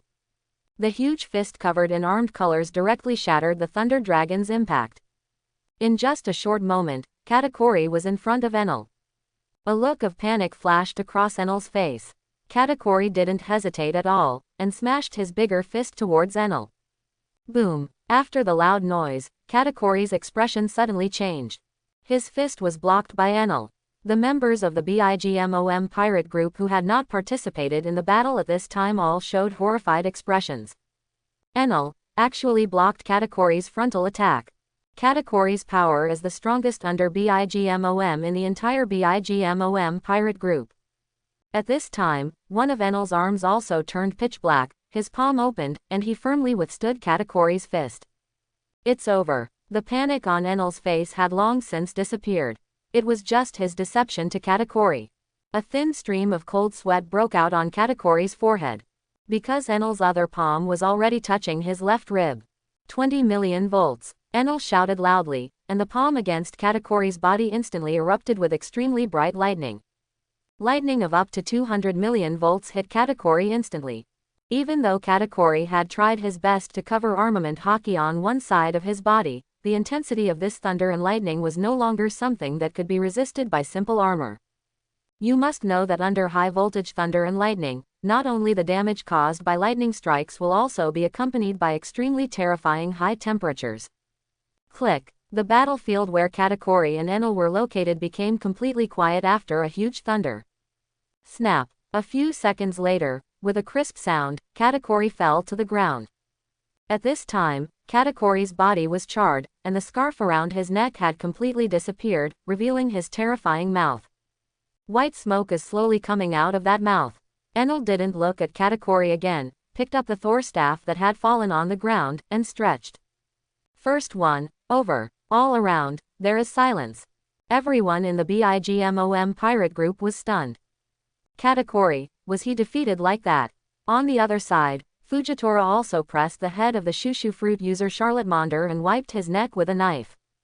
Blood splattered everywhere. The second, as he wiped Monder's neck with the knife, Fujitora's calm voice also sounded. Fujitora's voice drew people's attention back to Katakori. I happened to see Fujitora take action. People's eyes were so frightened that they almost flew out. Monder, dead. At this moment, the Cake Island is completely silent.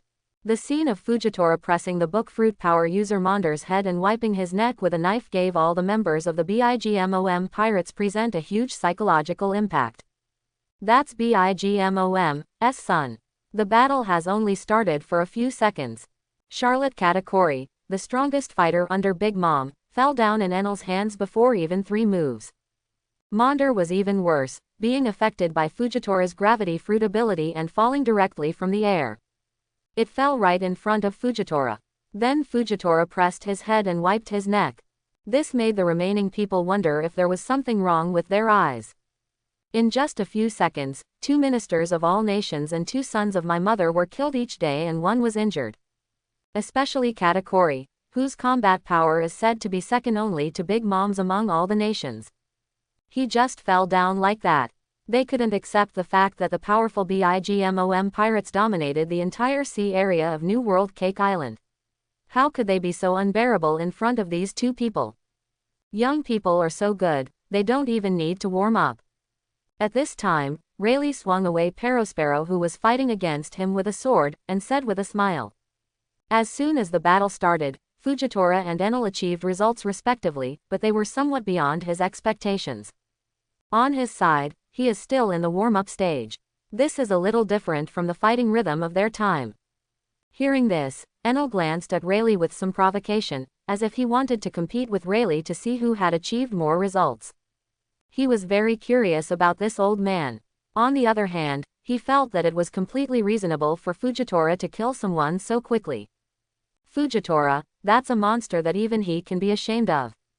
Rayleigh completely ignored Enel's provocative eyes. At this time, on the BIGMOM pirates' side, Perospero's expression was extremely ugly. As Auntie's first son, he has seen too many storms and waves. But I have never experienced such a battle. From the very beginning, the battle was at an absolute disadvantage. Perospero Tiger and Enel swept across their bodies. The strength of these 2 people, as reflected in the report, was much stronger. It's not Monder and Katakori who are too weak, it's Fujitora and Enel who are too strong. They have been hiding their strength. Although Monder's book fruit ability is not good at fighting, he can trap the enemy in an extremely clever way when facing many powerful enemies. Monder's brain is his most powerful weapon.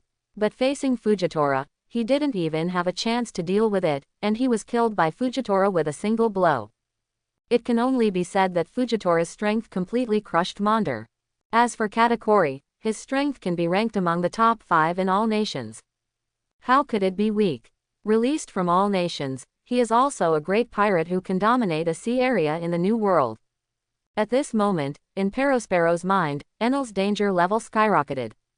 Enel, who was standing there at this time, had a happy expression on his face. After a year, I can finally change my mind and fight. When he first met Chen Yi a year ago, he was indeed a scumbag in physical skills and couldn't use weapons. Because he is the almighty god on Sky Island and does not need to practice physical skills at all. As for armament hockey, before meeting Chen Yi, he had no idea what it was, let alone how to use it. It is precisely because of this that Enel was beaten so badly by Chen Yi when Chen Yi went to Sky Island. Since he followed Chen Yi, whenever he was with Chen Yi, he would be beaten by Chen Yi every day. If you want to avoid being beaten so badly, you can only work hard to improve your physical skills and increase the strength of armament hockey. With his talent, these two abilities have already been promoted to an extremely high level. However, Chen Yi's death order requires him to hide his abilities in taijutsu and armament hockey. Until Chen Yi allowed him to use it. After the battle at Dressrosa, when Chen Yi and Enel parted, they finally let go. Allow Enel to show off his taijutsu and armament hockey levels in the Battle of All Nations. In less than 5 seconds, Katakuri was eliminated. This is the strength of Enel. Enel raised the Thunder God's staff high in his hand and looked at Katakuri condescendingly, his eyes becoming emotionless and very cold. The next moment, Enel dropped the Thunder Staff. Target, Katakuri's throat. At this moment, all the members of the BIGMOM pirate group were stunned. If Katakuri dies, this will greatly weaken the strength of all nations. Perospero activated his fruit ability instantly, but his current place is still far away from where Enel and Katakuri are. The candy shield he condensed couldn't get over in time. It wasn't just Perospero who took action. At that moment, there were no less than 3 people who wanted to save Katakuri. However, who can move faster than Enel, who is standing next to him? Everyone could only watch helplessly as Enel's Thunder Staff stabbed Katakuri's throat. Boom! To everyone's expectation, although the stick landed on Katakuri's throat, it made a huge roar. The ground where Katakuri was located instantly sunk into a large pit. In the deep pit, the position of Katakuri's throat was completely dark. This stick did not pierce his throat. Blocked by armament hockey. Enel seemed to have expected it, and was not surprised at all. Instead, the corner of his mouth curled up. This opponent seems a bit not that simple. Seeing this scene, everyone in the BIGMOM pirate group breathed a sigh of relief. Katakuri is not dead yet, and still has the strength to fight. This is a shot in the arm for already extremely low morale. However, at this moment, Perospero's expression suddenly became horrified. A sword blade emerged from his chest. Rayleigh, who didn't know when, came behind him. "Are you looking down on me so much?" Rayleigh still had that indifferent smile on her face. "How dare you be so distracted when fighting against me? You are the first." Drawing his sword, Perospero, the eldest son of BIGMOM, fell to the ground. At this moment, before people could react to what was happening on Perospero's side, BIGMOM's castle in the distance exploded. BIGMOM's huge figure walked out of the exploded castle. At this time, BIGMOM seemed to be extremely furious. Her hair has turned into flames under the attachment of Prometheus, the sun. Her eyes are already red. Napoleon's bicorn hat was already in her hands, and a several-meter-long sharp blade extended from the bicorn hat. The sharp blade, wrapped in red flames, was still expanding and expanding. In just this short moment, he has grown almost as tall as BIGMOM. "You," the ant roared angrily. "You actually killed my 2 sons. Unforgivable." BIGMOM raised his sword high. Emperor's sword. Broken blade. With BIGMOM's roar, Napoleon's sword was chopped off with all his strength. On the battlefield where Rayleigh and his men were fighting just now, the sons and daughters of BIGMOM started running for their lives like crazy. In an instant, only Rayleigh, Fujitora, and Enel were left on the field. However, at this moment, a figure appeared under the huge Napoleon sword. BIGMOM, your opponent is me. Pulling out the sword, Tianyu Yuzan and Napoleon's sword collided with each other. Chen Yi, work is complete. Please like and subscribe my channel.